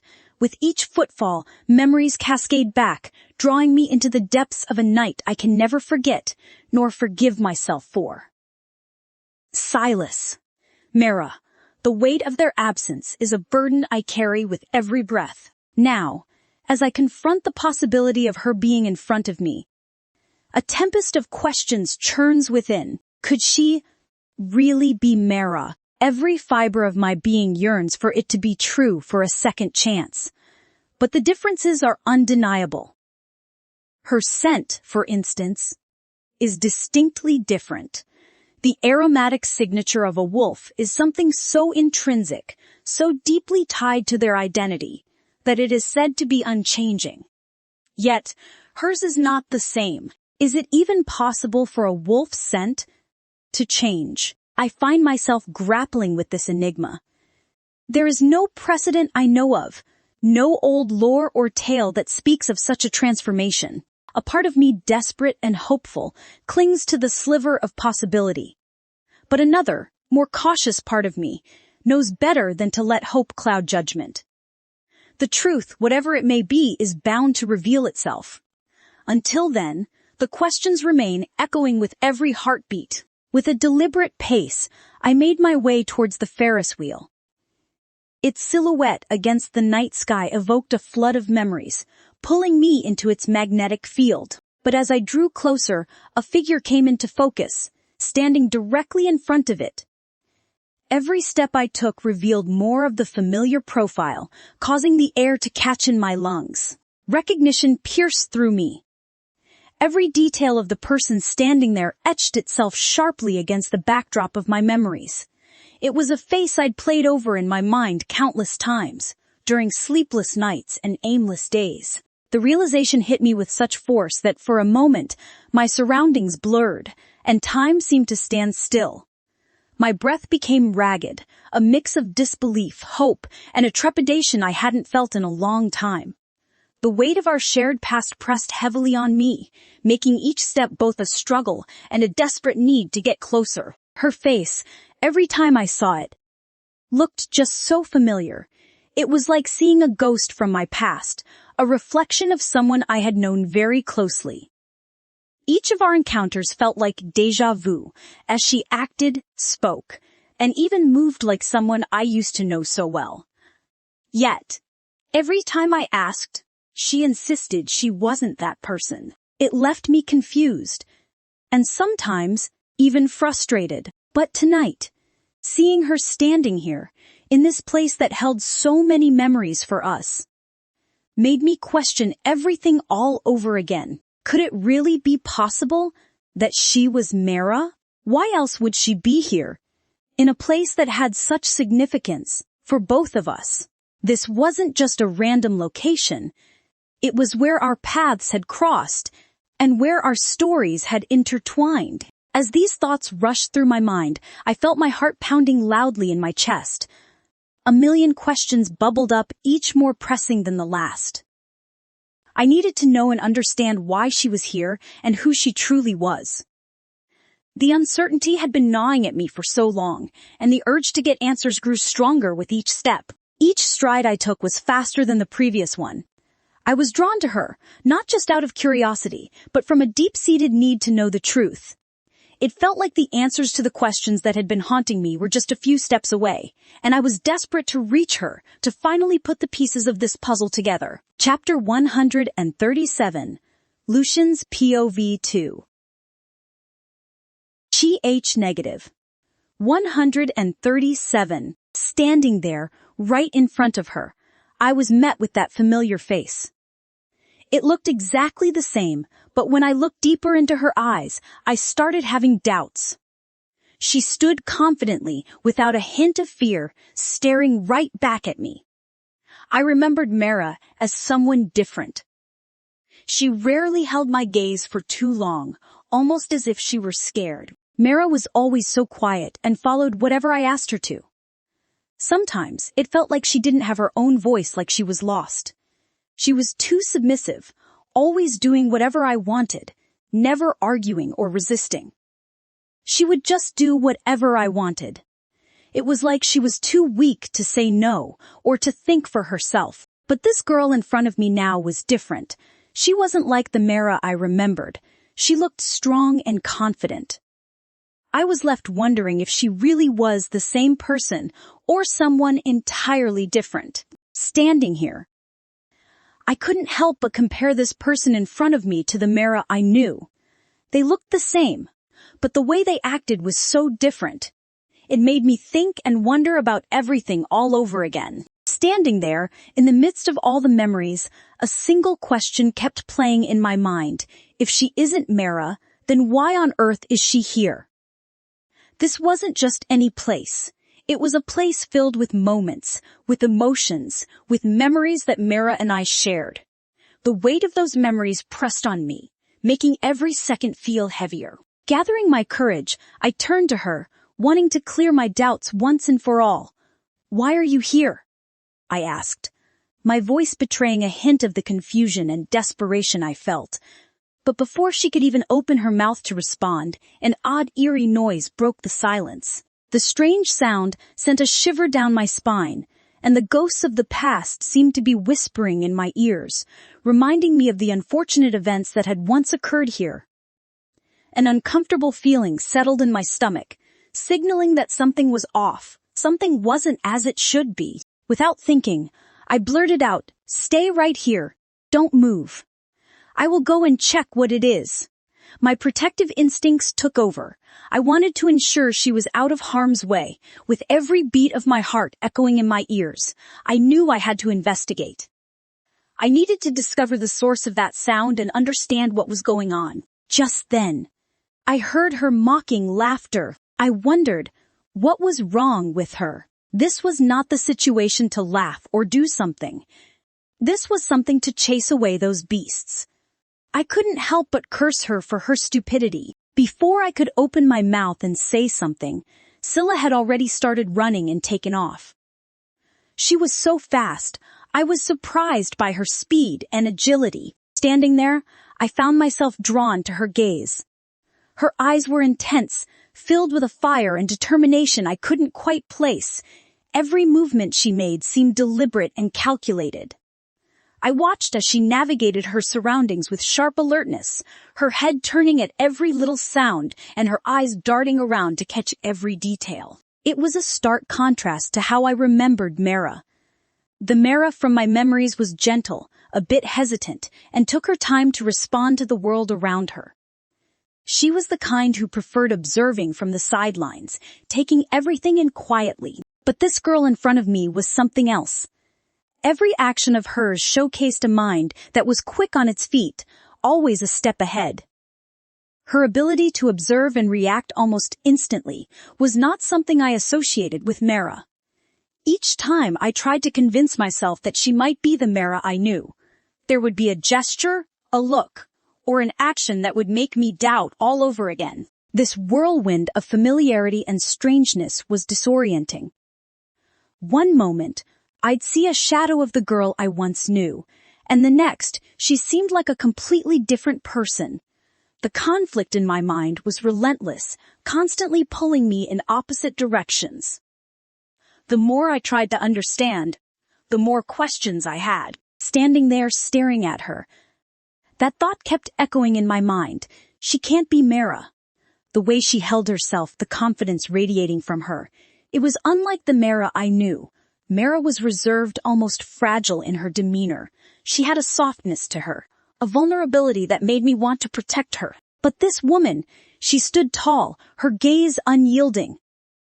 There was a strength in her eyes, a resilience I hadn't seen in Mara. Every move she made, every glance she cast, it spoke of experiences and challenges faced head-on. It was as if she had been through battles, had faced storms and come out stronger. I tried to find the Mara I knew in her. I searched for that hint of shyness, that gentle curve of a smile, that subtle hesitation before taking a step. But it was not there. Instead, I saw a warrior, a survivor. Memories of Mara flashed in my mind too, her laughter, her timid steps, her gentle touch. And then I looked at the woman in front of me, trying to match those memories with her presence. But they didn't align. The contrast was too stark. My heart ached. Part of me wished, hoped, that she was Mara. But everything I saw, everything I felt, told me otherwise. She can't be Mara. The realization was both heartbreaking and confusing. Who was she then? And why did she remind me so much of the past? She is not my Mara, I confirmed. Chapter 138. Questioning again. Ch negative.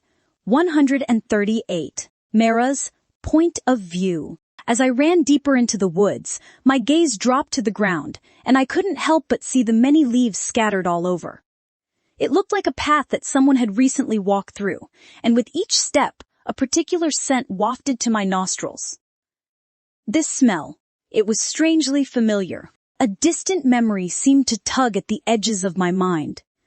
But I just couldn't pinpoint what it was. The woods around me seemed to close in with their tall trees and the faint rustling sounds of nature. Everywhere I looked, everything I heard, they all took me back to times gone by. Some of those memories were unpleasant and filled with pain and heartache. The trees stood tall like silent witnesses to my past, their leaves whispering stories of days I'd rather not recall. With every moment I spent there, the weight of my memories grew heavier. I felt a mix of nostalgia, longing, and sorrow. A part of me yearned to stay and confront these emotions, to perhaps find the source of that elusive scent. But a stronger part of me wanted to escape, to run away from this overwhelming wave of unpleasant memories. The idea of lingering in this place, where every corner seemed to echo with reminders of my past, was daunting. I wanted to understand the familiarity of the scent to solve that puzzle, but the pull to leave, to free myself from the chains of those haunting memories, was even more compelling. The woods had a story, my story, but I wasn't sure I was ready to hear it again. Then I saw the scattered leaves on the ground. I knew it. My guess was right. The malevolent gaze I felt was not something to be taken lightly. Even though the footsteps were washed off by the rain, the leaves would stick to the ground and get stuck in the mud. But here they were scattered by something. Look, I called Lucian and showed him. There was someone here, he noted, agreeing to my suspicions. We looked for more clues but found nothing. After that, we started walking towards the amusement park, walking back to the amusement park. Lucian was right behind me, not saying a word, The air between us was quiet. I loved this quietness. I don't want to talk to him or engage in conversations, as it would end up at him doubting my identity. Even though his doubts were right, it's better to be this way than someone who knew him and had been his wife for years with no love.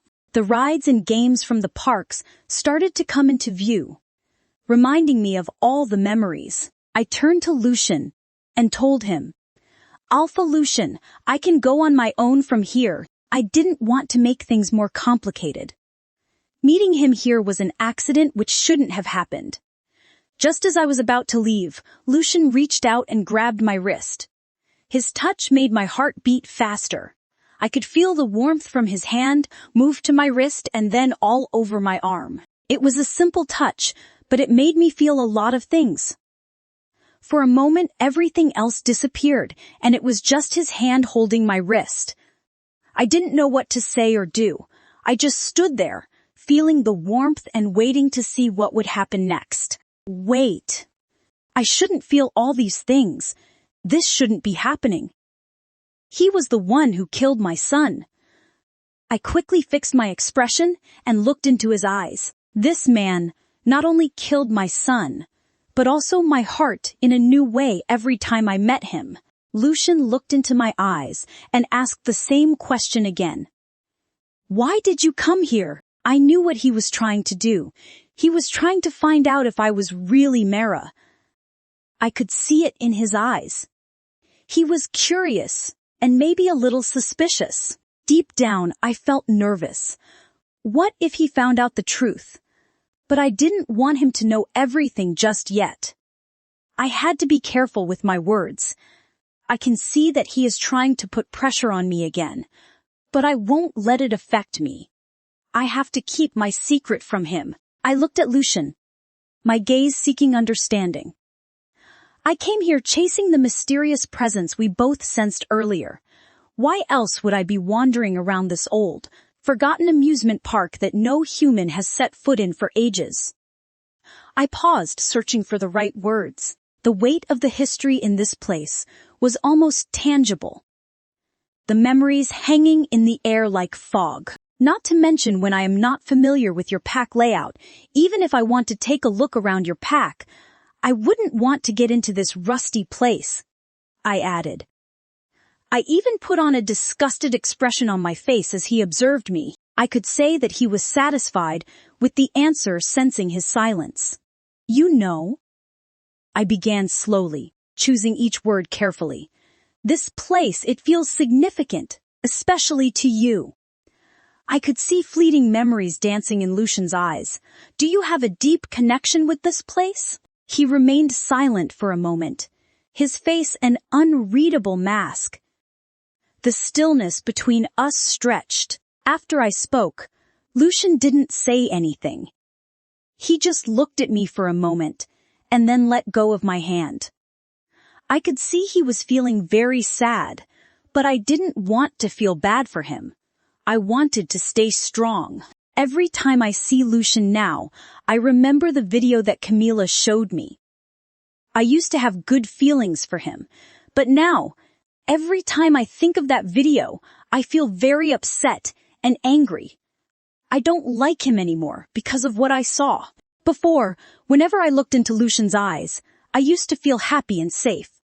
But after I left him, and now after the video, all I see is the hurt and lies. I wish I could forget the video and all the bad feelings it gave me. But it is very hard. Chapter 139. Go back to where you belong. -. 139. Mara's point of view. After watching the video shown by Camila, whatever the little soft corner or the little respect I had for him died at that moment. I lost count of seconds, minutes, hours, days, months, and years as I grieved for my son. But this murderer, he never felt guilty for what he did. He was the reason for my son's death. If he had come earlier and finished the rides with Silas instead of warming his bed with his mistress, my son would have been with me. This man, had he never felt guilty for killing my son whenever he saw that mistress? Did he never think that he was at fault? Did he never feel sorry when I attended those meetings with those sly council members? Had he never felt guilty? Did he even think it was actually me who was the victim? At this point, I even wondered if he ever had a heart. If Camila had any bit of conscience, she would have at least felt sorry for my son. But she didn't. Why would that bitch be sorry? She even went as far as killing people to have him. Lucian killed his son to be with that woman without an ounce of guilt and feeling sorry. And this woman killed a woman without feeling any remorse. What? A match made in heaven. All these years, Lucian made me feel like I was the bad one, like I was doing something wrong.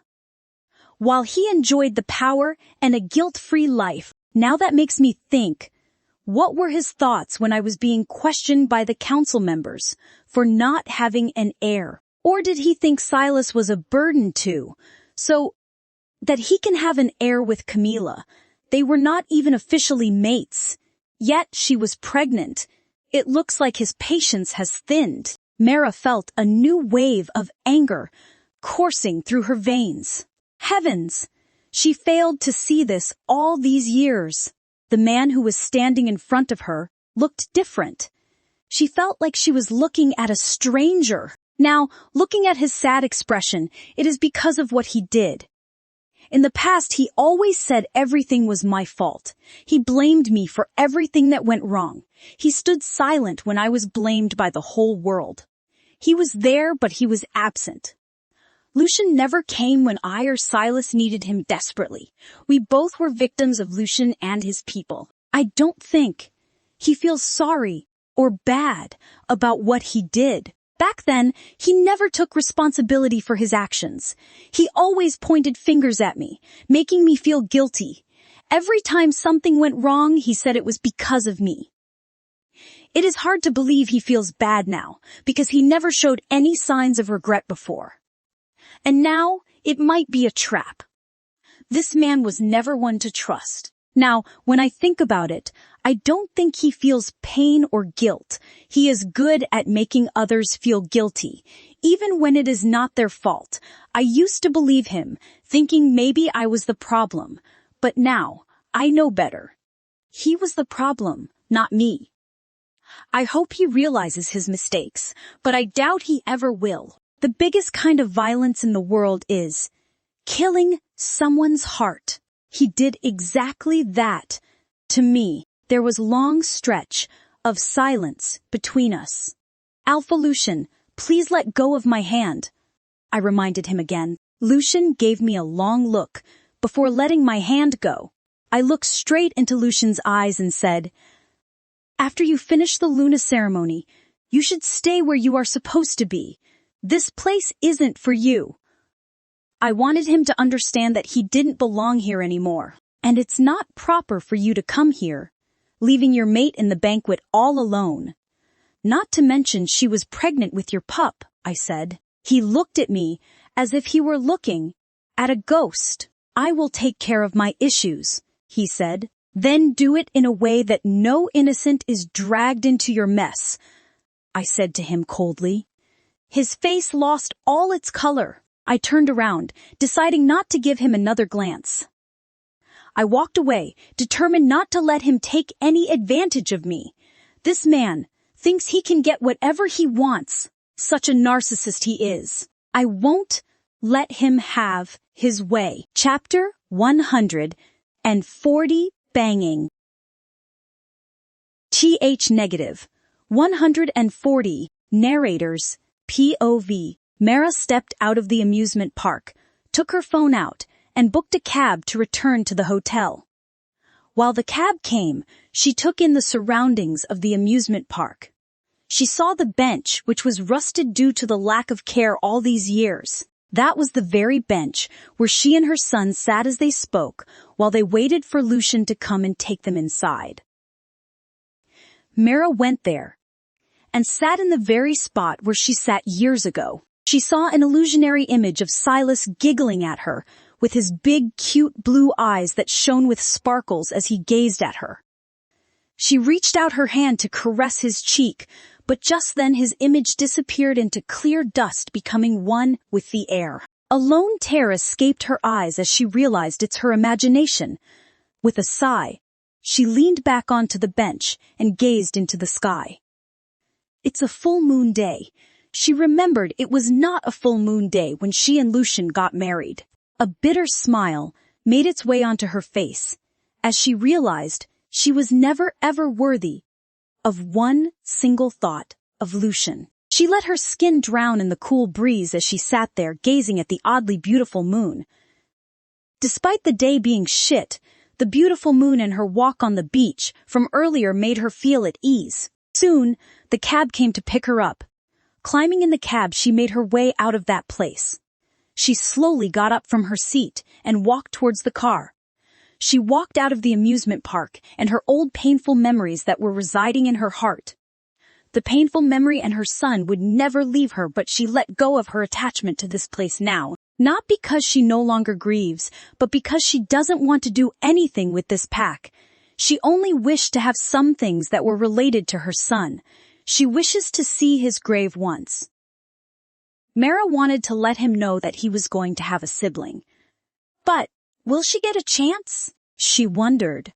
After leaving the amusement park, Mara made her way back to the hotel that the Lethe pack had arranged for her, keeping all her thoughts aside. The day's events had taken a toll on her, facing Camila and Lucian and dealing with them, not to mention the party and the people who came to her in the name of forming a bond with her. Everything made her feel tired. Every muscle in her body felt heavy, and her mind was clouded with a whirlwind of emotions and memories. The encounter with Lucian had drained her more than she had anticipated. She entered her room and decided it would be best to wash away the day's fatigue. She didn't call any maid for help. Mara got out of the heavy dress on her own. When the gown was taken off, she felt like she had lost 10 kilograms of her weight. She stroked her still flat belly and whispered, "Are you tired, my baby?" She removed the remaining pieces of clothing from her body and entered the bathroom. The warm water of the shower felt soothing against her skin, and for a moment it seemed to wash away not just the dirt, but the weight of her thoughts too. She let the water rain over her as she relished that feeling. When she was done, she let out a relieved sigh. Nothing can beat a relaxing bath at the end of the day. Wrapping herself in a soft towel, she glanced at her reflection in the bathroom mirror. Her eyes looked weary, reflecting the turmoil she felt inside. Sure enough, dealing with anything related to Lucian and Camila was something that was not easy. Letting out a sigh, she walked out. Walking towards her luggage, she took out her comfy pair of pajamas and put them on. Then she dried her long hair and braided it. Braided hair as a long-haired person was her comfort zone. She did her skin before walking towards her bed. With a yawn, she slipped under the covers of the bed. The softness of the sheets felt comforting, and she hoped a good night's sleep would give her the strength she needed to face tomorrow again. Due to her pregnancy, the need to sleep grew 10 times greater. As her eyelids grew heavy, she let go of the day's events, allowing the pull of sleep to take her to a world of dreams and away from the complexities of reality. Just as she kissed goodbye for the day, a loud bang was heard from her door. Before she could wake up, the banging of the door became intense and hurried. Chapter 141, Ceremony Aborted. Ch -141. Mara was thrown into confusion, trying to make sense of who could be at her door at this late hour. Could it be my parents, she thought. But there was a nagging feeling inside her telling her otherwise. Her response didn't come immediately as she was caught off guard, which seemed to make the person outside more impatient. But her parents wouldn't knock like this. They are very understanding. If she didn't open it, they would either call her or wait till tomorrow. The person who was outside the door was acting as if he or she wanted to beat her or do some harm to her. Or maybe something has happened to her family. If not, who would disturb her at this late hour? She frowned. As she got up from bed, the voice rang out again. Sharper and more demanding this time. Open the door. Realization dawned on Mara as she recognized the voice. It was Camila. Even though every instinct in her body told her that Camila wouldn't be here to bring good news or pleasant company, she still found herself compelled to get up and open the door. Her movements were slow and cautious, as she approached the door with a mix of curiosity and wariness. What does she want at this time? Mara wondered, her mind racing with possibilities. Well, given her final warning, Mara thought Camila wouldn't be stupid enough to mess with her. But, at the thought of ruining her pleasant sleep and night, she felt reluctant to open the door. She finally reached the door and hesitated for a brief moment before finally deciding to open it. The moment Mara opened the door, Camila wasted no time. She burst into the room like a storm, her movements swift and aggressive. Before Mara could even react or understand what was happening, Camila had her pinned against the glass of the floor-to-ceiling window, her elbow pressing harshly against Mara's neck. Panic surged through Mara's veins as she struggled to breathe, the pressure on her neck making it nearly impossible to draw in air. She could feel the cold, hard glass against her back, and her heart raced in her chest. The day when Camila threw her into the ocean flashed in her eyes for a split second. Lifting her eyes, Mara met Camila's gaze and saw the raging fire burning there. Camila's eyes were filled with an intense fury that Mara had never seen before, and it scared her.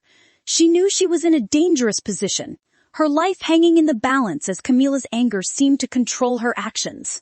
Mara's instincts kicked in, and she knew she had to fight back if she wanted to survive. She tried to pry Camila's arm away from her neck, her fingers clawing at Camila's skin in desperation. But Camila was strong, and her grip was unyielding.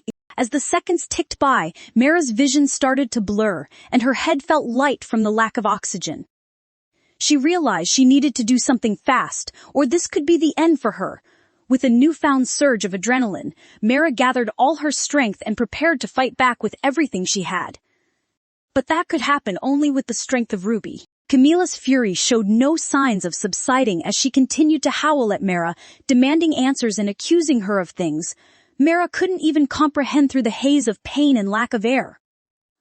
"What did you do, tell me?" Camila screamed, her face contorted with rage. Mara, on the other hand, was struggling to remain conscious.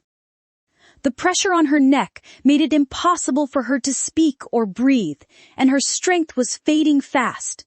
She could feel the darkness creeping in at the edges of her vision, threatening to overwhelm her. Just as Mara thought she couldn't hold on any longer, she felt a surge of strength coursing through her veins. It was Ruby's strength that came to her aid in this desperate moment. Grateful for the assistance, Mara gathered her energy and pushed back against Camila with all her might. With a burst of power, she was able to loosen Camila's grip on her neck just enough to draw in a ragged breath. Gasping for air, Mara used the moment of respite to grab onto Camila's wrists, trying to pry them away from her neck completely. "Camila, calm down." Mara managed to choke out. Her voice was raspy and weak.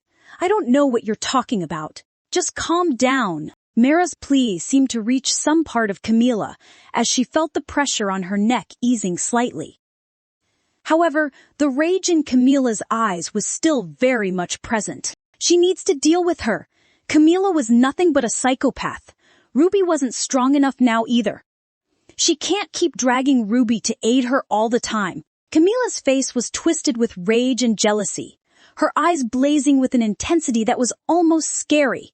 Her features were contorted into an expression of utter fury.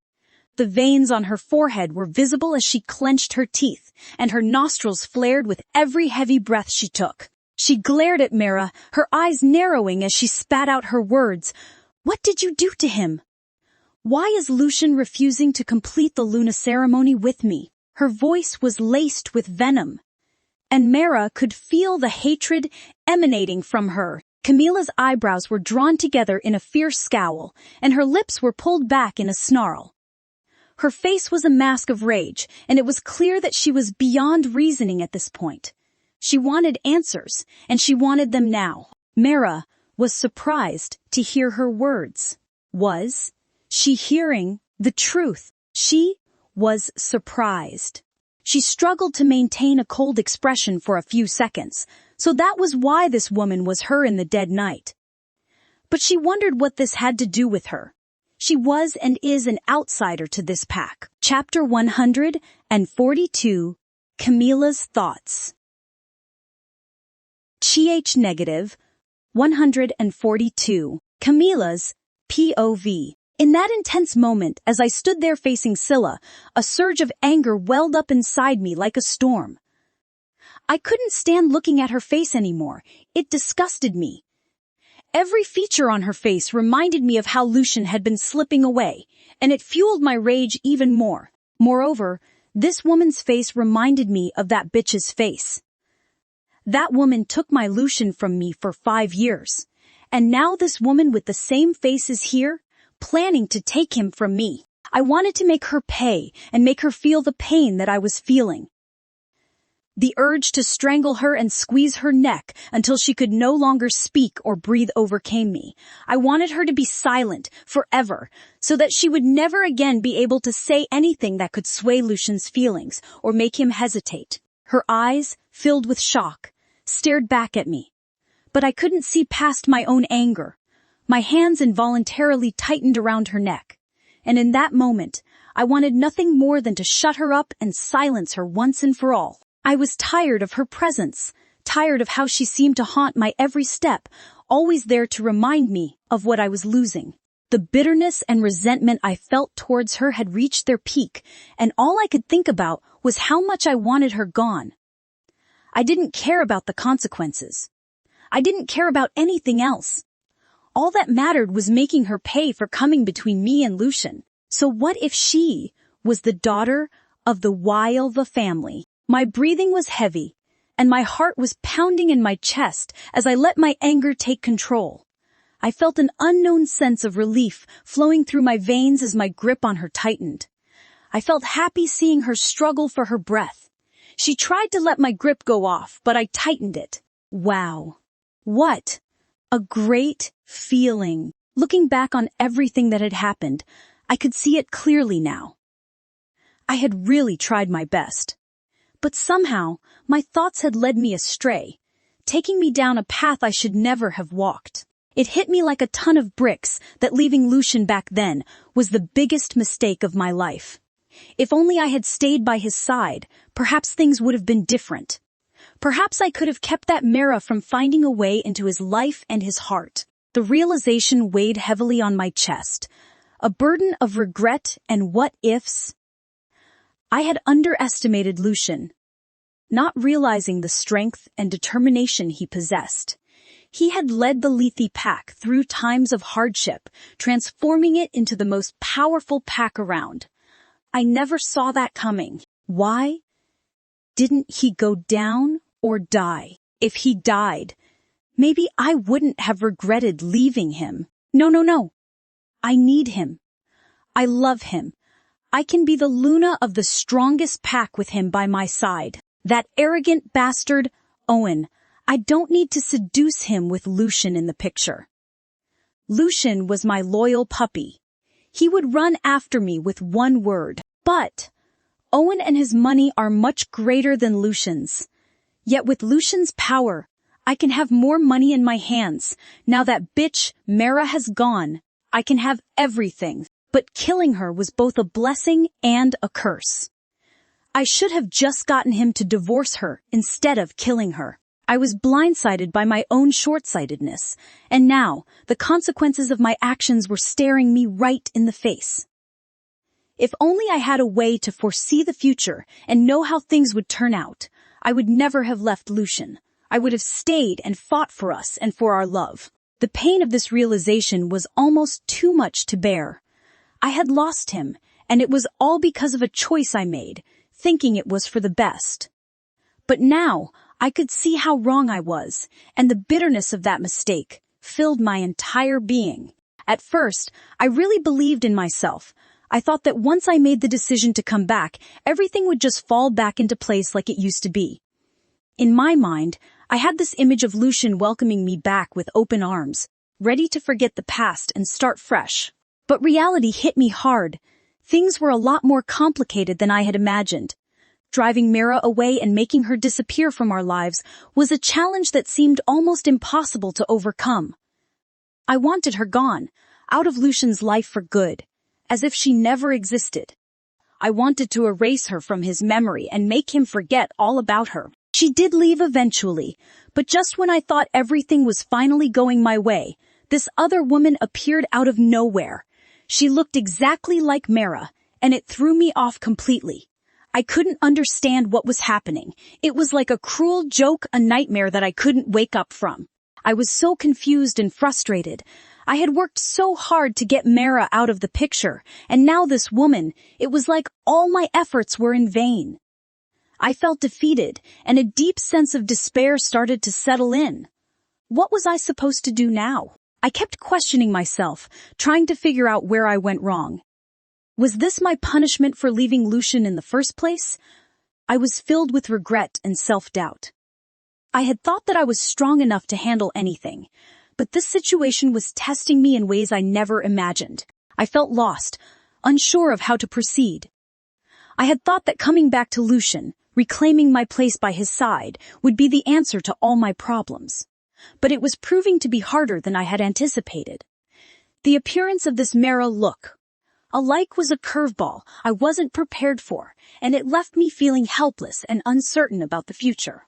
But I can't let go of Lucian. Chapter 143. The Rejection. Negative 143. Camilla's POV. Lucian. He has changed a lot. He used to look at me with so much love in his eyes, and I could feel his affection in every little thing he did for me. But now, it is different. He seems unsure about everything, especially when it comes to us. And that scares me more than anything. Whenever I try to get close to him, to talk to him, I can feel this wall between us. It's like he's holding back, keeping his true feelings hidden away, and no matter how hard I try, I can't seem to break through that wall. His hesitation is written all over his face. I can see it in the way he looks at me, and in the way he speaks to me. There is this distance, this uncertainty. That wasn't there before, and it makes me feel so lonely and rejected. I miss the old Lucian. The one who was sure about us, and sure about his feelings for me. But Lucian seems to be gone, and I don't know if he's ever coming back. I am scared. I am scared that I've lost him for good, scared that his heart doesn't belong to me anymore, and I don't know what to do about it. I feel so helpless, so desperate to win back his love and affection. But the more I try, the more he pulls away. And it makes me wonder, does he even want to be with me anymore? Have I lost him forever? It's like I am living in a constant state of fear. Fear of losing him. Fear of not being good enough for him. And it is tearing me apart. I want to be the one he turns to. The one he loves. But I am starting to wonder if that is even possible anymore. His hesitation, his uncertainty, it is killing me. And I am afraid, so afraid that I am going to lose him completely, and that his heart is no longer mine. And that is the thing I am most afraid of. I was so close, unbelievably close. The stage for the Luna ceremony was right beneath my feet, and Lucian was right there beside me.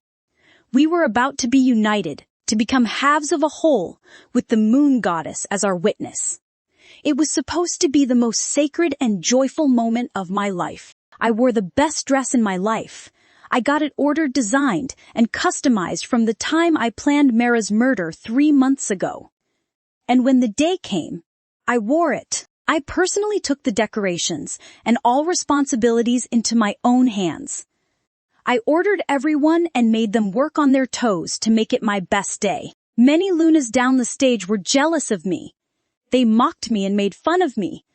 But in the end, I was the winner with Lucian by my side. The atmosphere was charged with anticipation, and I could feel the eyes of the entire pack on us, watching and waiting. The air was filled with the scent of the forest and the soft murmur of the crowd. I looked up at the sky and at the moon shining down on us, and I felt like everything was finally falling into place. But then I looked at Lucian. I saw the hesitation in his eyes and the struggle, and my heart sank. I knew that something was wrong.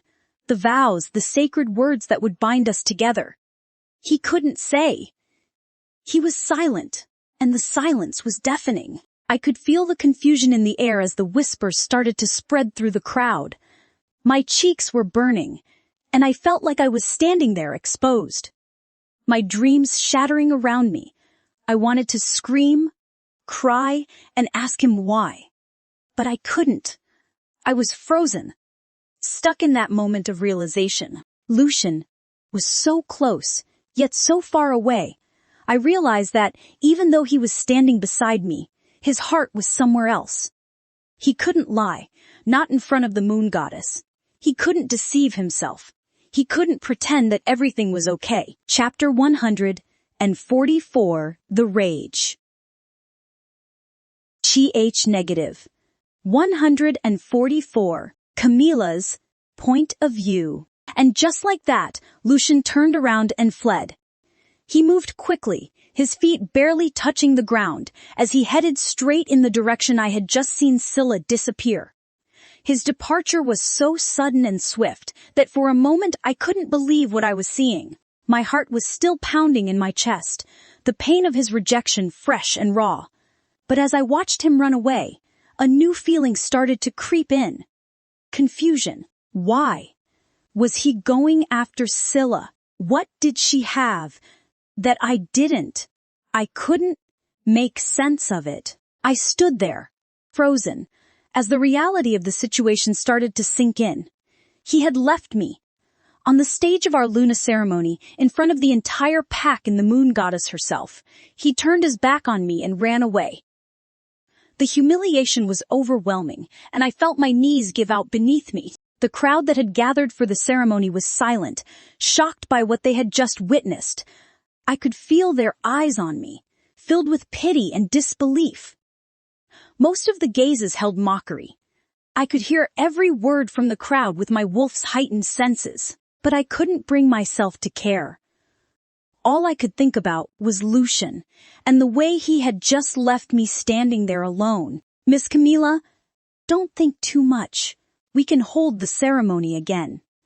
My assistant tried to comfort me. Others joined my assistant to comfort me. People around me tried to say words to make me feel better. They put their hands on my shoulder, looked at me with faces that tried to show they cared and spoke in soft voices, but I couldn't really hear what they were saying.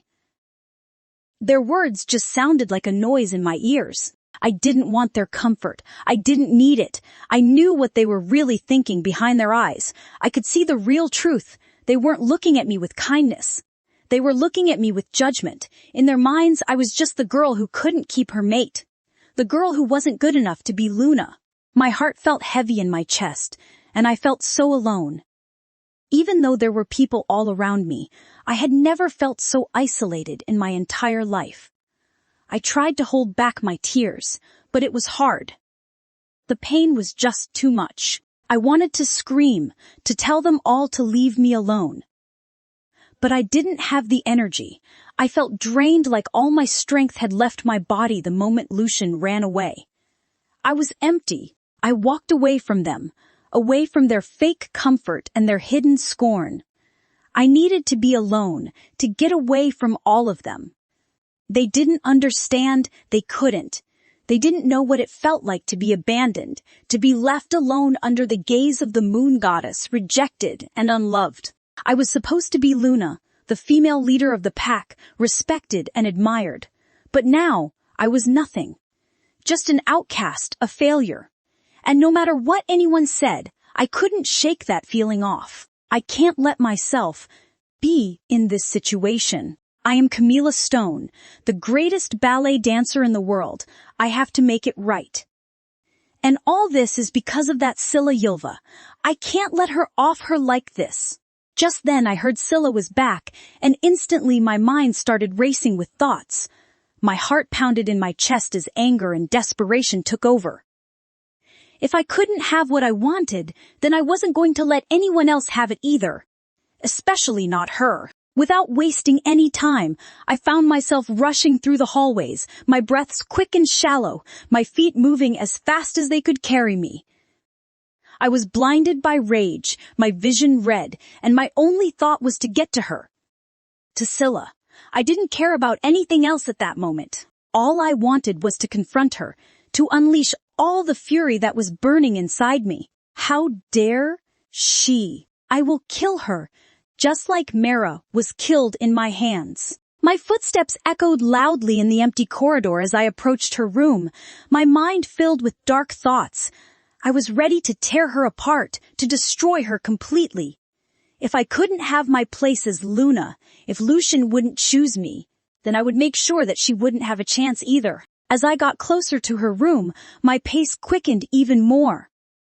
My hands were clenched into fists at my sides, my nails digging into the flesh of my palms. I could feel the anger boiling inside me, ready to explode. I didn't know what I was going to do when I saw her. I didn't have a plan, but it didn't matter. I was beyond reasoning.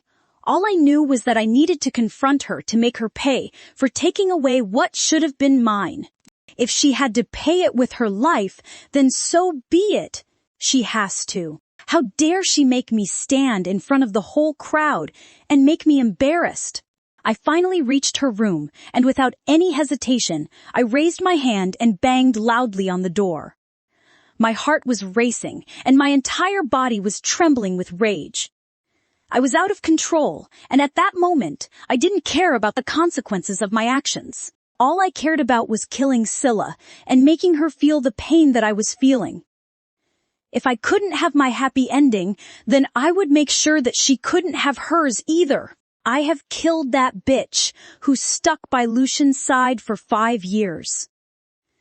This woman was nothing in my eyes, and her son was gone too. Tonight, no one will stop me. I will kill everyone who were in my path. Chapter 145, Pushing Camila into a Corner. TH-. 145, Narrators, POV. Mara was completely confused, and her eyebrows knitted together in a frown.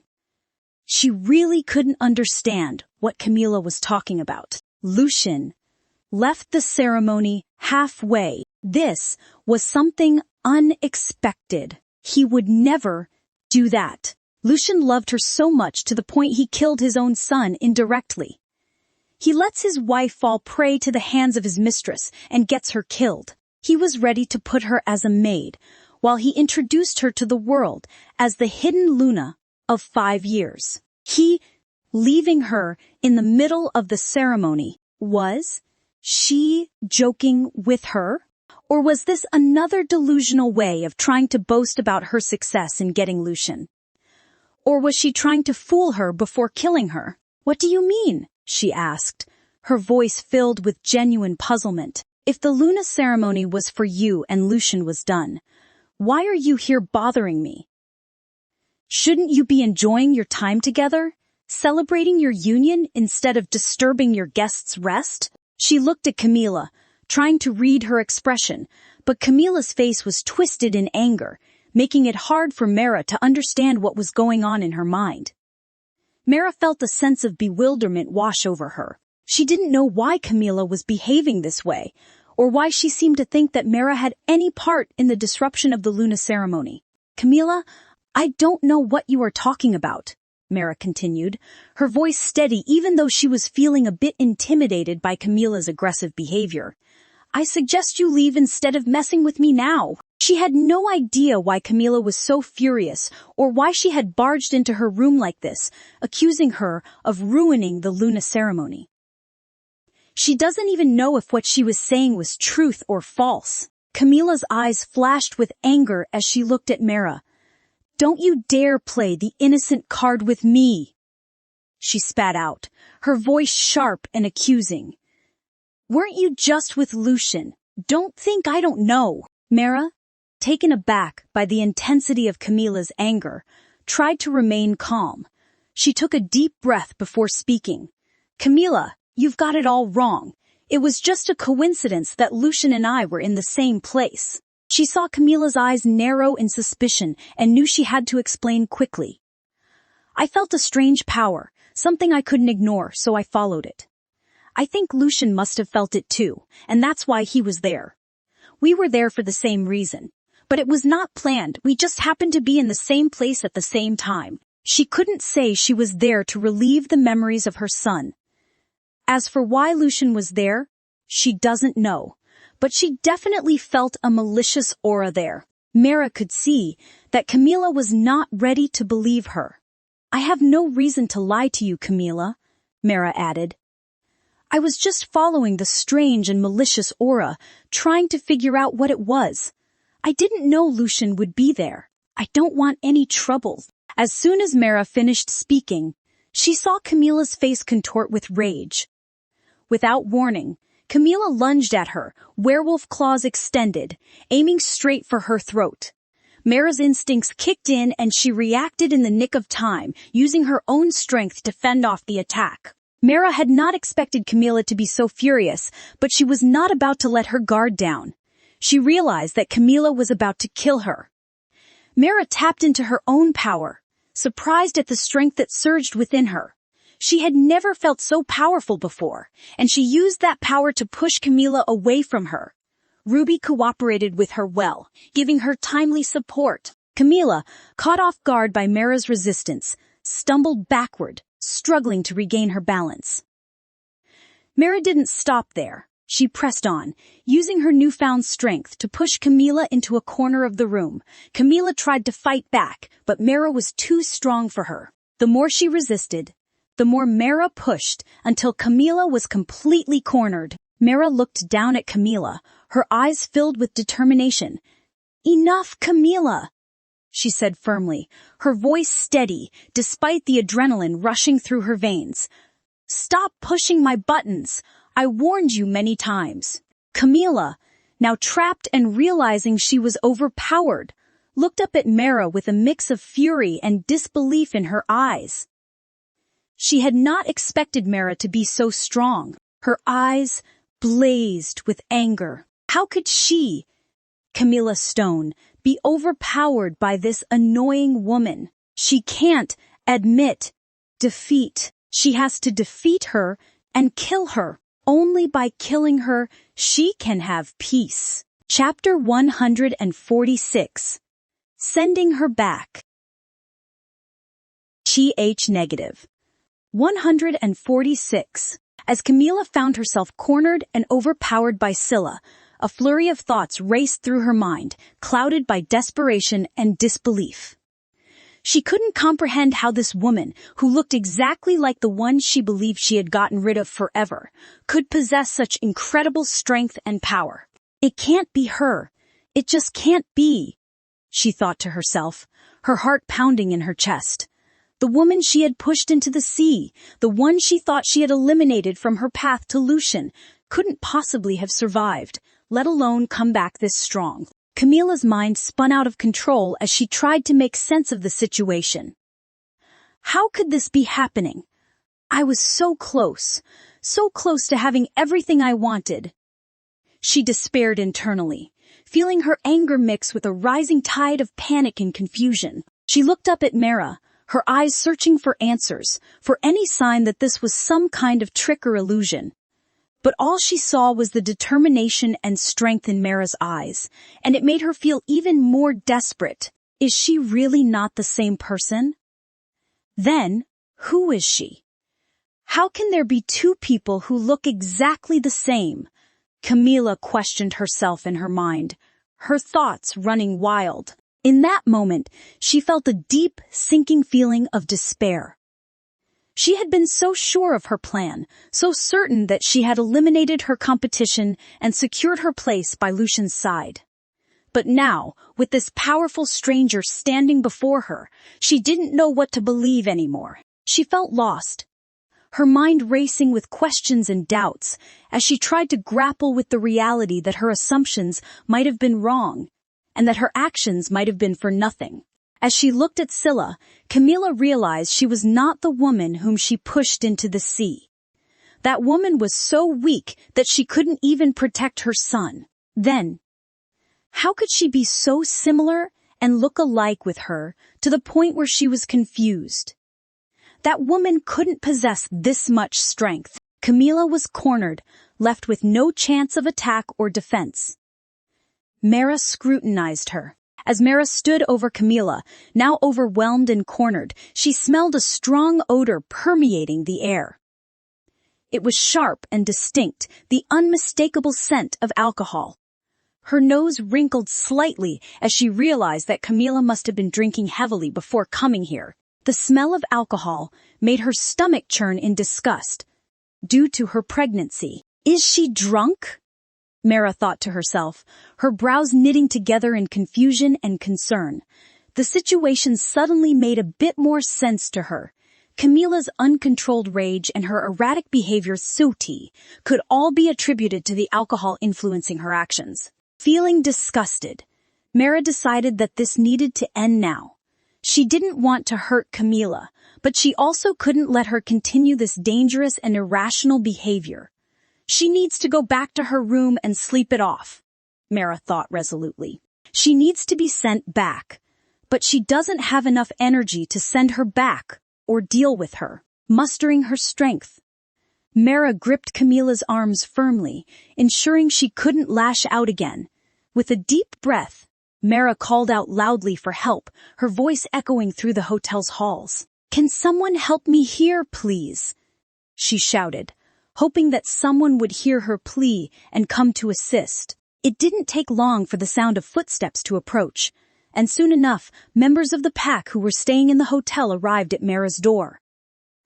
They took in the scene before them, tiny Camilla, disheveled and furious, and Mara standing strong and in control. "Lady Ylva, how may I help you?"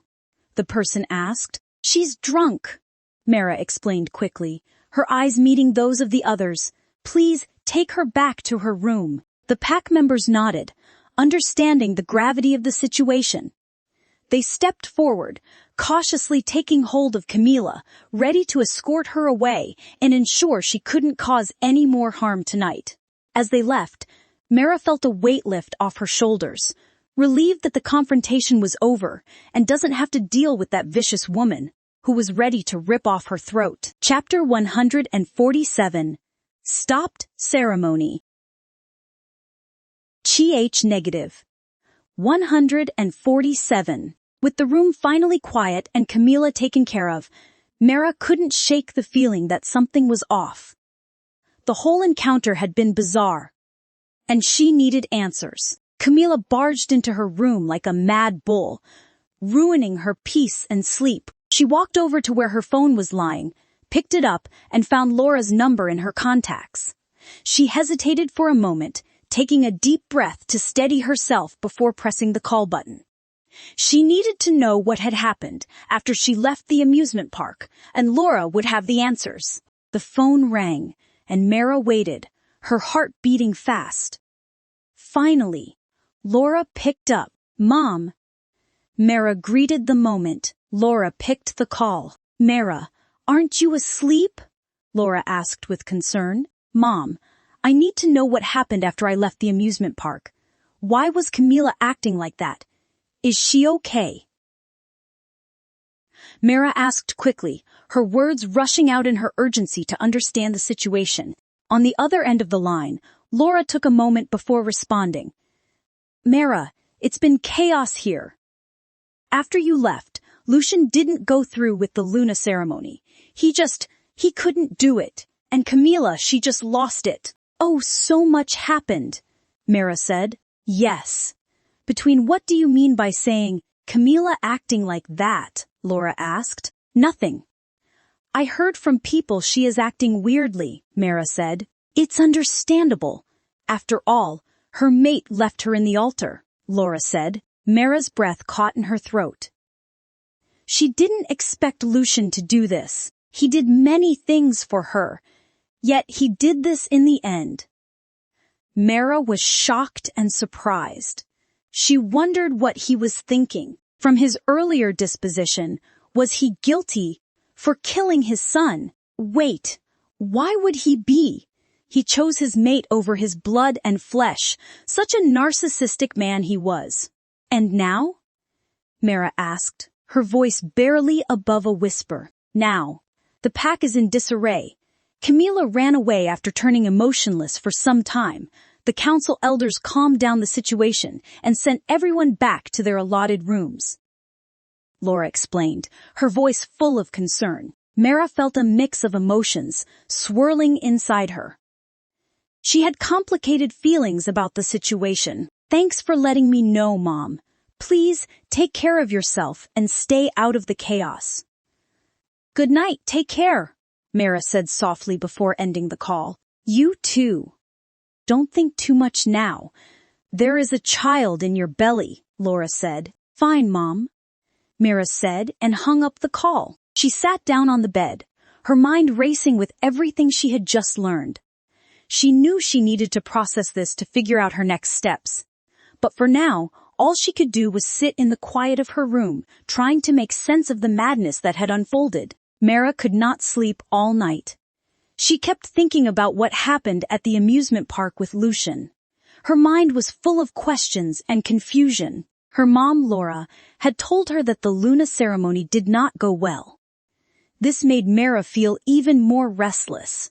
She tried to lie down and get comfortable, but it was very hard to find peace. She kept turning and shifting in her bed, her thoughts going back to Lucian again and again. She wondered what he was thinking and feeling right now. Did he regret not finishing the ceremony? Was he thinking about her? Or was he thinking about their son? What was he feeling exactly? The night was very long, and Mara felt tired, but she could not close her eyes and rest. The questions in her mind were too loud. She played the scenes from the playground over and over in her head, trying to understand what was going on. When the morning came, and the first light shone through her window, Mara knew she had not slept at all. She was very tired, but she decided she could not stay in bed any longer. She needed to find answers to her questions. Mara couldn't sleep because of all the thoughts in her head, so she got up and went to sit by the window. She made herself comfortable and started to look at the night sky. The sky was really dark and had a lot of stars twinkling in it. It was like they were playing a quiet song that made Mara feel calm. The moon was up in the sky, but it wasn't completely round. A small part of it was missing. Still, it looked beautiful and gave off a soft silver light that lit up the ground below. The light was gentle and made everything look a bit dreamy. Every now and then, a light wind would blow, making the curtains near Mara move gently. This added a peaceful sound to the quiet night. Down on the ground, everything was quiet. The noise and busyness of the day had stopped. The only sounds were the occasional dog barking, leaves rustling, or a car in the distance. Mara sat there, looking at the stars and the moon, and for a moment she felt a bit better. The sky was so big, and it made her problems seem smaller. She let herself get lost in the view, finding comfort in the night sky. Her mother, Laura, had told her that the Luna ceremony hadn't gone as planned, and this made Mara think about her meeting with Lucian at the playground. She wondered why he was there, and what it all meant. But for now, she was trying to find some peace by looking at the sky. Chapter 148, A Mystery Boat. Negative 148. Mara's mind was like a whirlwind of questions and what-ifs as she sat by the window, looking at the vast expanse of the night sky. Did Lucian come to the playground because he was following her? Or maybe, just maybe he had Silas in his thoughts, and that led him there. Or he might have genuinely come there feeling something was wrong. These questions kept swirling around in her head, creating a cacophony of doubts and uncertainties. She found herself unable to find the calmness she was seeking, even with the tranquil night sky before her. As time ticked away, Mara noticed a slight change in the sky. The deep, dark canvas began to lighten ever so slightly, a subtle hint that dawn was approaching. A faint glimmer of light started to paint the horizon, signifying the end of the night and the beginning of a new day. It was a beautiful transition, but Mara couldn't fully appreciate it, not with her mind in such turmoil. Feeling restless and needing a break, she decided to leave her room. She needed a break to clear her head. With this thought, she made her way to the beach, hoping that the sound of the waves and the feel of the sand beneath her feet would offer her the solace she desperately needed. As she reached the beach, she took in the sight of the gentle waves lapping against the shore, the rhythm creating a soothing melody. The early morning air was fresh, with a slight chill that was invigorating. She walked closer to the water, letting the waves kiss her feet, feeling the coolness of the water and the softness of the sand. For a moment, she closed her eyes, trying to let the peacefulness of the beach seep into her soul. Beach always had a significant effect on her. It calmed her down like magic, but even in this serene setting, the questions and doubts continued to play in her head. Did Lucian still care about her? Was there a part of him that wanted to be with her, and not just because of the Luna ceremony? She couldn't shake these thoughts, and they prevented her from finding the peace she was searching for. The beach, with all its calming qualities, couldn't fully erase her turmoil. She was stuck in a loop of confusion, trying to make sense of Lucian's actions and her feelings. The glimmer of light in the sky had brought a new day, but it hadn't brought clarity to Mara's troubled mind. Mara gently placed her hand on her stomach, her thoughts drifting back to the moment she heard about the failure of the Luna ceremony. To her surprise, amidst the chaos of emotions she was experiencing, there was a fleeting moment where she felt a spark of elation. It was a strange and unexpected reaction, and she couldn't quite put her finger on why she felt that way. She shouldn't be bothered since she left this place, people, and everything behind. Why was she feeling elated? Mara wasn't the kind of person who would celebrate when someone else's house was burning. She pondered deeply, trying to understand the source of this brief moment of happiness. Was she feeling relieved and joyful for her unborn child? Mara considered the possibility that this celebration was for him, thinking that maybe this was the payment for her son's death. She knew this couldn't be repaid even a bit of her son's death, but even the tiny bit made her happy. But as Mara's thoughts went further, she wondered if there was another reason for her sense of relief. Was she, perhaps, also celebrating for herself? Mara sat there on the beach, her hands still resting on her stomach, as she tried to untangle her feelings. The gentle waves continued to wash ashore, providing a soothing backdrop to her introspection. The dawn was breaking, painting the sky with shades of pink and orange, creating a serene setting for her to reflect on her emotions. As Mara's mind was swirling with a torrent of thoughts and emotions, her eyes noticed a small boat at the edge of the beach. A boat? In the beach. It looked mysterious to her. Chapter 149. Lucian whispers Silas's name. -. 149. A boat? It looks mysterious. It was tethered to a nearby reef, its anchor showing signs of rust and age as if it had been left there, forgotten and neglected. The boat had the appearance of being ownerless, and it didn't seem like it was in any condition to sail the open seas. However, upon closer inspection, Mara noticed something peculiar about the boat. Despite its seemingly abandoned state, the boat was surprisingly clean, as if someone had taken the time to care for it. It wasn't covered in the usual layer of dust and debris one would expect from a forgotten vessel. This contradiction caught her attention, piquing her curiosity. What made it even more intriguing was the small lounge area set up on top of the boat. It was a quaint and cozy space, with comfortable-looking cushions and a few blankets neatly folded at the side. It seemed like a perfect spot to sit down, relax, and enjoy the view of the ocean. Mara couldn't help but be drawn to the boat. there was a mysterious charm about it that beckoned her closer.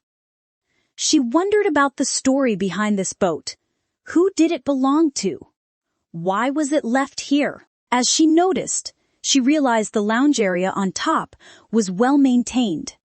And why was the lounge area on top so well maintained? For a moment, her tumultuous thoughts were pushed to the back of her mind as she found herself captivated by the small boat and its hidden secrets.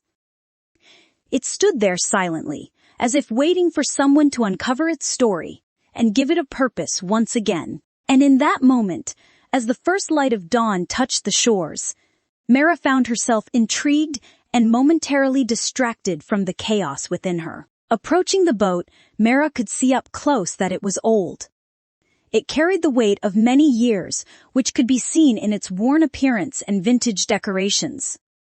Yet, it was maintained with a level of care that spoke of regular attention. The decks were impressively clean, devoid of the typical grime and dirt one might expect on such an old vessel. Curiosity piqued, and Mara decided to venture further, making her way towards the small lounge area. She noticed the door that led to it was quite old. Its wood had weathered due to years of aging. It seemed to creak in protest as she pushed against it, requiring her to exert a bit more strength than she initially anticipated. Finally, the door opened, allowing her access to the mysterious boat within. Mara stepped inside, her senses immediately enveloped by the quaint and cozy atmosphere of the lounge. She couldn't help but wonder about the stories this boat could tell, and the secrets it held within its aged walls. Who had taken the time to care for it so diligently? And why? Walking further into the lounge, Mara's eyes widened in surprise when she saw Lucian lying there on the bed, seemingly asleep. Her heart skipped a beat as she took in the sight of him, peaceful in his slumber, unaware of her presence. For a moment, Mara considered leaving right then and there. The deep-seated pain from the night Silas died made her heart ache with an icy hand. The memories were vivid, the pain fresh, as if it had all happened just moments ago. But then something unexpected happened. In his sleep, Lucian began to murmur, "Silas, Silas, don't leave, my Silas." Lucian continued to murmur. Mara, who sat beside him, was shocked to hear him murmur her son's name. She froze in place, her heart pounding in her ears. Was he dreaming about Silas? Did he still think about him? After all this time, not knowing what to do, Mara decided to test him to see if he was awake or not. "Lucian," she whispered slowly, but she didn't see any movements from him. "Lucian," she whispered again. "Lucian, it's me, Mara," she whispered again, revealing dangerous information about her. Her voice was low and almost hesitant, but Lucian was in deep sleep and didn't move, remaining in the depths of his sleep. Sitting there, Mara felt a whirlwind of emotions swirling within her. Confusion, sorrow, and an unexpected glimmer of something else: curiosity. What was Lucian dreaming about? Did he feel the guilt, the pain, and the loss as acutely as she did? Chapter 150, Kindness. -150. With a quiet breath, Mara decided to stay despite her questions and doubts about Lucian. Her eyes fixing on Lucian as she quietly took a seat nearby, ensuring she was far enough to give him space yet close enough to observe. The soft light in the room illuminated his features gently, highlighting the contours of his strong, chiseled face. She couldn't help but notice how the softness of sleep had taken away the usual intensity in his eyes, replacing it with a serene calmness.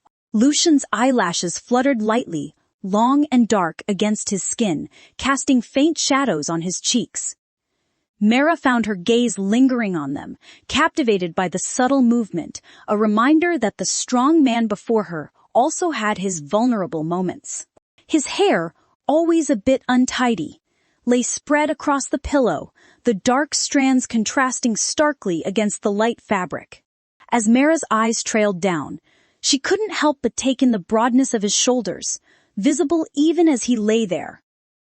The way his shirt clung to his body hinted at the strength and power that lay beneath, something Mara had always been acutely aware of. His chest rose and fell in a steady rhythm, the movement hypnotic, and for a moment, Mara found herself lost in the sight. It was hard for her to admit, even to herself. But the truth was evident in her lingering gaze and the way her heart seemed to soften as she watched him. Despite everything that had happened, the hurt, the betrayal, and the pain, there was still a part of her that held on to the feelings she once had for him. A part of her couldn't quite let go of the crush, the admiration, and the deep-seated affection that had once blossomed between them. This was also the reason she agreed to marry him, despite his blackmail at the start. She gave in to the beauty, and so Mara sat there, quietly observing Lucian, lost in her thoughts and his beauty. She was aware of the complexity of their situation, the weight of their history, and the pain of their separation. But in this quiet moment with Lucian, Mara allowed herself to simply watch and feel, her heart holding on to the remnants of what once was, even if just for a little while. Maybe this will be the only time she can spend some quiet time with him. Suddenly, Lucian's eyes fluttered open, breaking the stillness of the moment. Mara found herself caught in his gaze, her breath hitching slightly as their eyes locked. Time seemed to stand still as they stared at each other, a myriad of emotions flickering in the depths of their eyes. Lucian seemed surprised at first, his eyes widening as he took in Mara's presence. There was a moment of vulnerability in his gaze, a rawness that Mara had rarely seen in him. It was as if she had caught a glimpse of his soul, unguarded and open. Mara, on the other hand, was frozen, her heart racing as she realized she had been caught staring. She could feel the intensity of Lucian's gaze, and it took all her strength not to look away. In his eyes, she saw questions, confusion, and a hint of something else she couldn't quite decipher. For a few heartbeats, neither of them spoke, their eyes doing all the communication. And then, as quickly as it had happened, the moment passed. Lucian blinked, breaking the gaze. As Lucian's eyes flickered open and met hers, a wave of panic washed over Mara. She hadn't expected him to wake up. She had been too caught up in observing him, lost in her thoughts and feelings. Her heart began to pound in her chest, and for a moment she was frozen, unsure of what to do or say. However, Lucian's reaction was nothing like she anticipated. There was a calmness in his demeanor as he slowly sat up, his muscles flexing subtly under his shirt. He looked at her, his gaze steady, and Mara couldn't help but notice the faint traces of sleep in his eyes, making them appear softer. "Miss Ylva." Lucian's voice broke the silence, his tone laced with surprise, but also a hint of warmth. Mara swallowed, her mouth suddenly dry. I didn't mean to wake you," she stammered, her words tumbling out in a rush. Lucian shook his head slightly as if dismissing her apology. "It's okay," he assured her, his eyes never leaving hers. There was a pause before he continued. "What are you doing here?" Mara opened her mouth to respond, but no words came out. She hadn't thought about what she would say if she was caught. "I was just taking a walk by the beach because I couldn't sleep. Then I noticed this boat. Curious, I walked inside and saw you here," she finally said, her voice barely above a whisper. Lucian nodded, seemingly accepting her explanation. He then reached to his side, picking up a folded blanket that was lying there. He held it out to her, his movements slow and deliberate. "It's going to get cold when the sun rises," he said softly. "You should take this." Mara hesitated for a moment, taken aback by his gesture. She had expected awkwardness, not kindness. She reached out, her fingers brushing against his as she took the blanket from him. "Thank you," she murmured, her heart still racing but now for a different reason. Lucian simply nodded, his eyes never leaving hers. The air between them was still charged, but now there was a different kind of intensity, a silence. And for a brief moment, as they sat there in the soft glow of the pre-dawn light, with the world around them still asleep, everything else faded away, leaving just the two of them and the quiet connection that lingered between them.